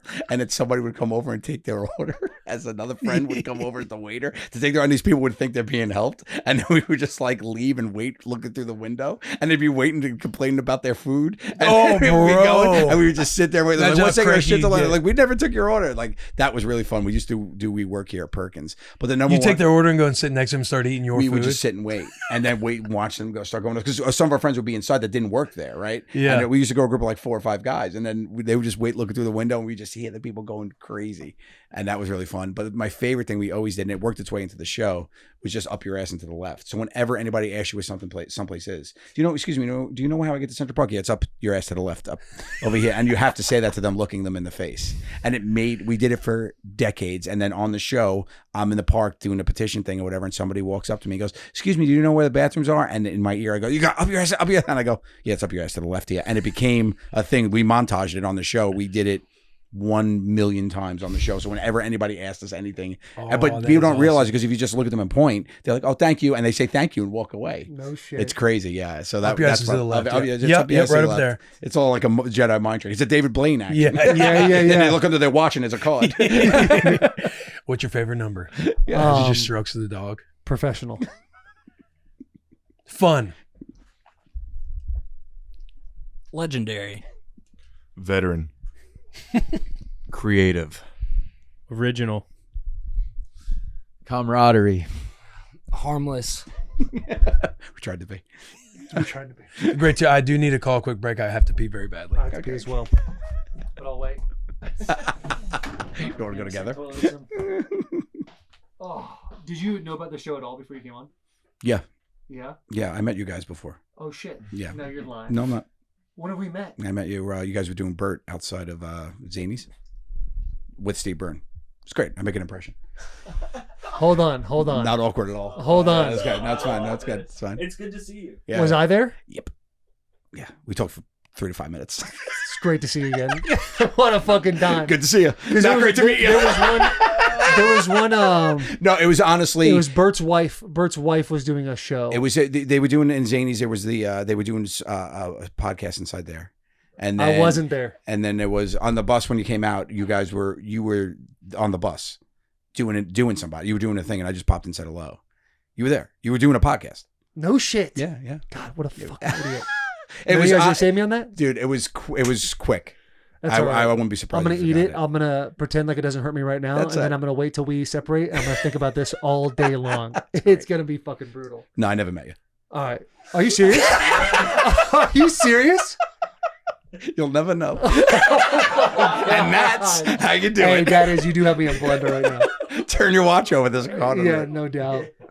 What you bring your dog everywhere? No, when I'm only flying once, I take her. Yeah. Yeah, I only flew into in here, and then we were drove around so I could take her. But Is she's she great. a real service dog, or you get the note from the doctor that allows you to not put her under? Oh no, you buy this on Amazon. You just Yeah, easy. Yes, well, yeah, I do. Simple. You don't have to pay for her on the airplane when it's a service dog, but yeah, no, there's if you have.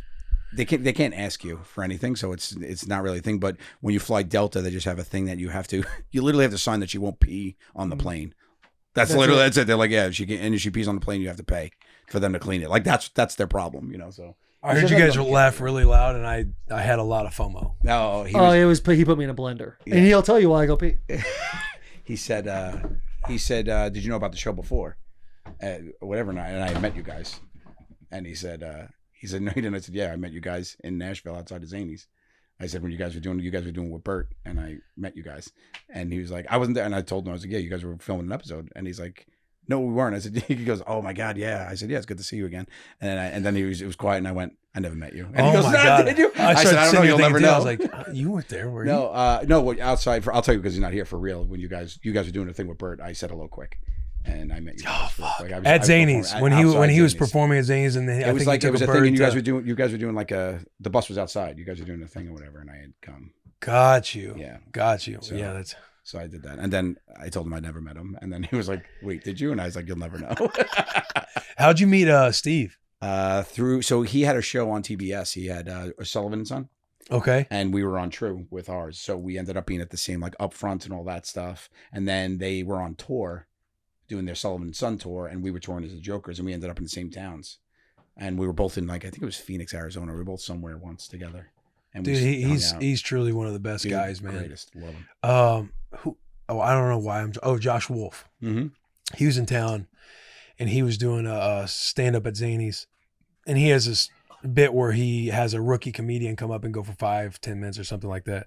Well, I was one of those one time, so I did like a 5 to 10 minute thing, and Steve was just helping me, like, you know, I like write all my stuff, and he'd help me punch up on all of it. He's just one of the best, man. Yeah. He truly is one of the best human beings. And then when we toured the UK, he came and opened for us, and we did an arena tour. They would like play the O2 and shit, and he ended his set by doing a sing along to the Killers.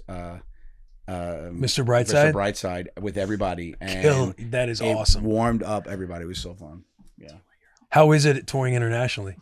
Oh, insanity. So fun. I just did Australia, which was cool by myself. I've done Canada, which was cool. And then we did, as Jokers, we did London, which was great. Twice we did it over there. Isn't it wild that Ireland, it reaches London, that many people? Oh my God. Because you're probably thinking, all right, yeah, let's go international. You might be thinking. We went to do a London episode. Everybody knew us more than New York. It was insane. We could barely. You're like, is anybody even going to know us over there? Yeah, it's crazy because we aired on Comedy Central there, but they picked it up in the 4th season. And every Monday for 2.5 years, it was a new episode. So imagine you have a brand new show that you love, and every Monday for 2.5 years is a new episode. So it caught fire like nothing over there. We're like the fucking Beatles. That's It was nuts. awesome. That is So yeah, all we walked time. over there. It was cool. I love that. Twisted question? Yep. Because I know we got to have you out by noon. Yeah. We got 1 minute. We're going to the backup papers. Yeah. Tell him, Will. This Twisted question is brought to us by Twisted Tea. Who would've Twisted Tea is a refreshing hard iced tea made with real brewed tea and 5% alcohol, full of flavor and very refreshing. Joe, you'll love this. It goes down so smooth because there's no carbonation, which makes it easy to drink all day long. Twisted Tea feels fun and celebrates extreme fandom on game day. It is the perfect beverage or alcohol for game day, whether you're tailgating in the parking lot, watching at a bar, watching with friends at home, LARPing in the backyard. Twisted Tea is there to turn up your game day. Keep it twisted with the boys and grab a Twisted Tea today. Our Twisted question. Mitch, would you like to read it? Yeah, I'll read it. All right. All right. Our Twisted question this week. You have to sneak into a highly secured museum to steal a diamond. What's your disguise / character you're playing? And who would you recruit to be a part of your heist? And you can recruit anybody. Or is it like 3 people or something like that? Let's do a squad of 4 people. So you and 3 other guys. And it could be only people we know, or it could be anybody. Anybody. Let's do anybody. Okay. All right. I think whoever I'm going to have just calling the shots is going to be Nicolas Cage. So I think you have to have Nicolas Cage. I think he just only has calling the those shots. skills when it's a script, though. I mean, if you're looking for it to read. But you're the director. Maybe you're the Maybe I'll director of the direct whole it. thing. Yeah, all right. I think you got to have Nicolas Cage. I don't know who my 4th one would be, but I know another one would be Owen Wilson from Night at the Museum. You put him in your pocket. Whether I'm a janitor and I get in, I let him out to go like sneak out, find the diamond. But you have little Owen Wilson running around the museum. Okay. But I know I have 2 for sure. Do you guys have anybody else? Yeah, I absolutely do.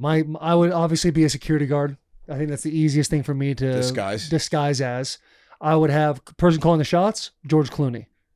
Ocean's 11. Smart. Ocean's Very guy. smart. He's going to know everything, get everything. And what do you do with George Clooney? You put his right hand man next to him, Brad Pitt. You need Brad Pitt with him. You got to have Brad Pitt with him. Yeah, for sure. And then finally, who's going to go down the zip line to make sure everything goes according to plan? And when they get themselves in a pinch, figure it all out? Tom Cruise. I thought you were going to say Kim Boom. Possible. Oh, shit. I was going to say Kim Possible. Kim Possible was crazy about it. Yeah. That's my 3. For me, I got to get Lucy Liu in the mix. Okay. I feel like she's easy on the eyes and is a Yeah. badass And on she the went to cover. Michigan. And especially that reason. Yeah. I think that Elon Musk has got to be in there because he's going to throw some serious money behind That's it. a good- You know, he's right? a And he's good going to call. invent some shit. Might just buy the You got to diamond. have that, You right? just wanna steal this? I'll just- we'll he'll buy like you it. to take the diamond. You Yeah. can have it. I would be philanthropist Cole Von Cole would be my disguise. Someone who's very regal, and I would need to have my personal security with me, The Rock. And I think that would be my That's crew a to good roll in crew. there. Because if shit goes down, you need him to do some stuff, or I think it would work out. You understood this assignment 100%. Yeah, for sure. And I've done it. Yeah, you've stolen diamond Guys, before? ta-da. Yeah, here it is. My last addition to the roster, Tom Cruise. Yeah, Cruise Mission is a good one. Impossible. You add him in there, Nicolas Cage, Tom Or Bourne, Cruise. yeah. If you bring Lil- Bourne, if you bring Matt Damon in as the character Bourne, then for sure that's another good one. But See, but I don't. but I wanna feel like kill Tom Cruise nobody. does his own stunts, Yeah. so he's going to be able to pull it off. Yeah. He's going to be able to pull You it got to throw him off. down a garbage, disposal for some reason. Right. He's there. That elevator scene in the first movie threw me off so bad. Was it the first or the third? The first. First. The first. That elevator scene fucked me up. Don't know Mission why. Impossible? Yeah, Mission Impossible. Yeah. When Tom's outside and the guy gets squished, Yeah. that really messed me up. Do you take elevators, just stairs now? You're strictly a stairs No, guy. I'm all elevators all the time. Yeah. Even if it's up one floor. Gotta Stairs go. are right next to it. So- I'll wait. It's too much. Too much. Too much. Lucy Lou's a good pull. Yeah. I feel like she's a badass and she could figure out a lot of I stuff. think she's like the third though of all the Charlie's Angels. The third of You them, think so? I would go third. Yeah. ranking up according to what, height?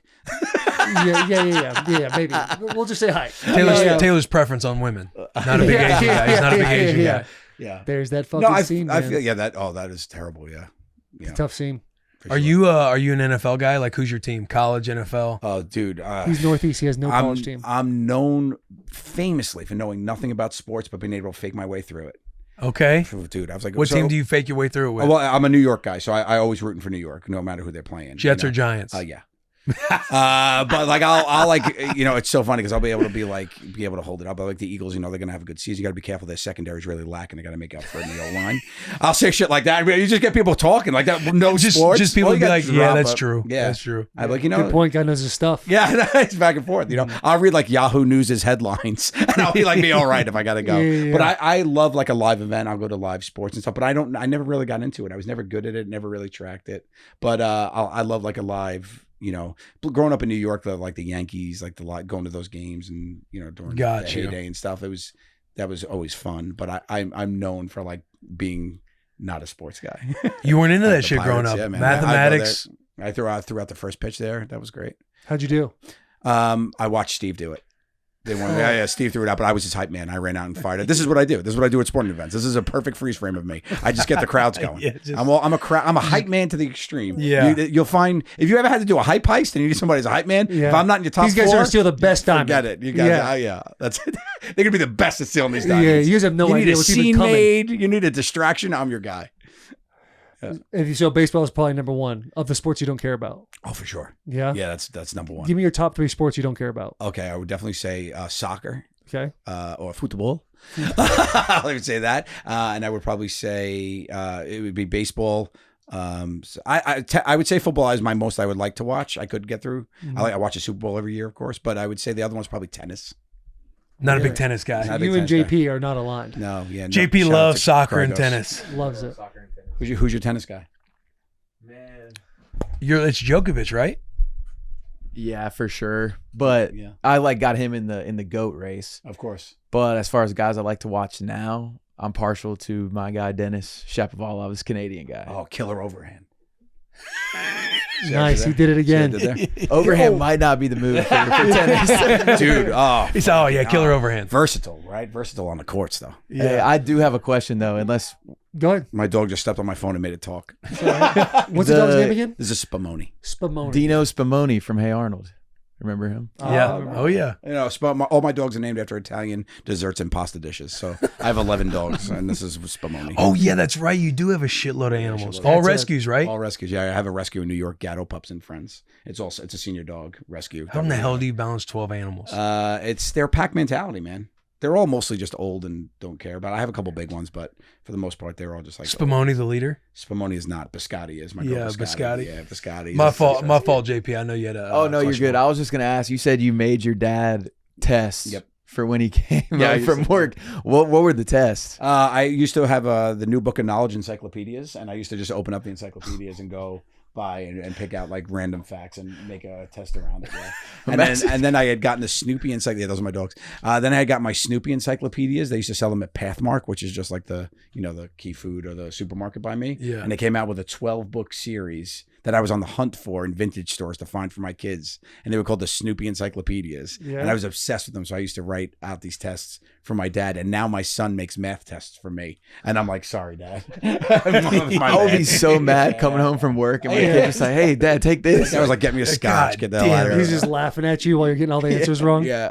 It's funny. That is funny, man. Dude, Joe, thank you for coming on, man. This has been awesome. Yeah, really This has great. been awesome. It's so good to see you again. Good to see you again. It's been amazing. Amazing. Did And he nice put to you through the meet blender you. too? Yeah. Yeah, he was telling me, and I was like, oh, fuck, did we actually see him?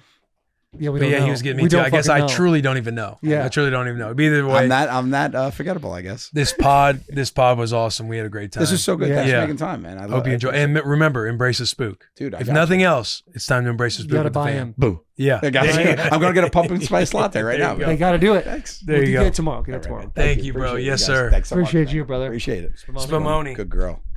Let's get a photo real quick. Sure, of course. Oh, also, by the way, subscribe, rate 5 stars. Thank you.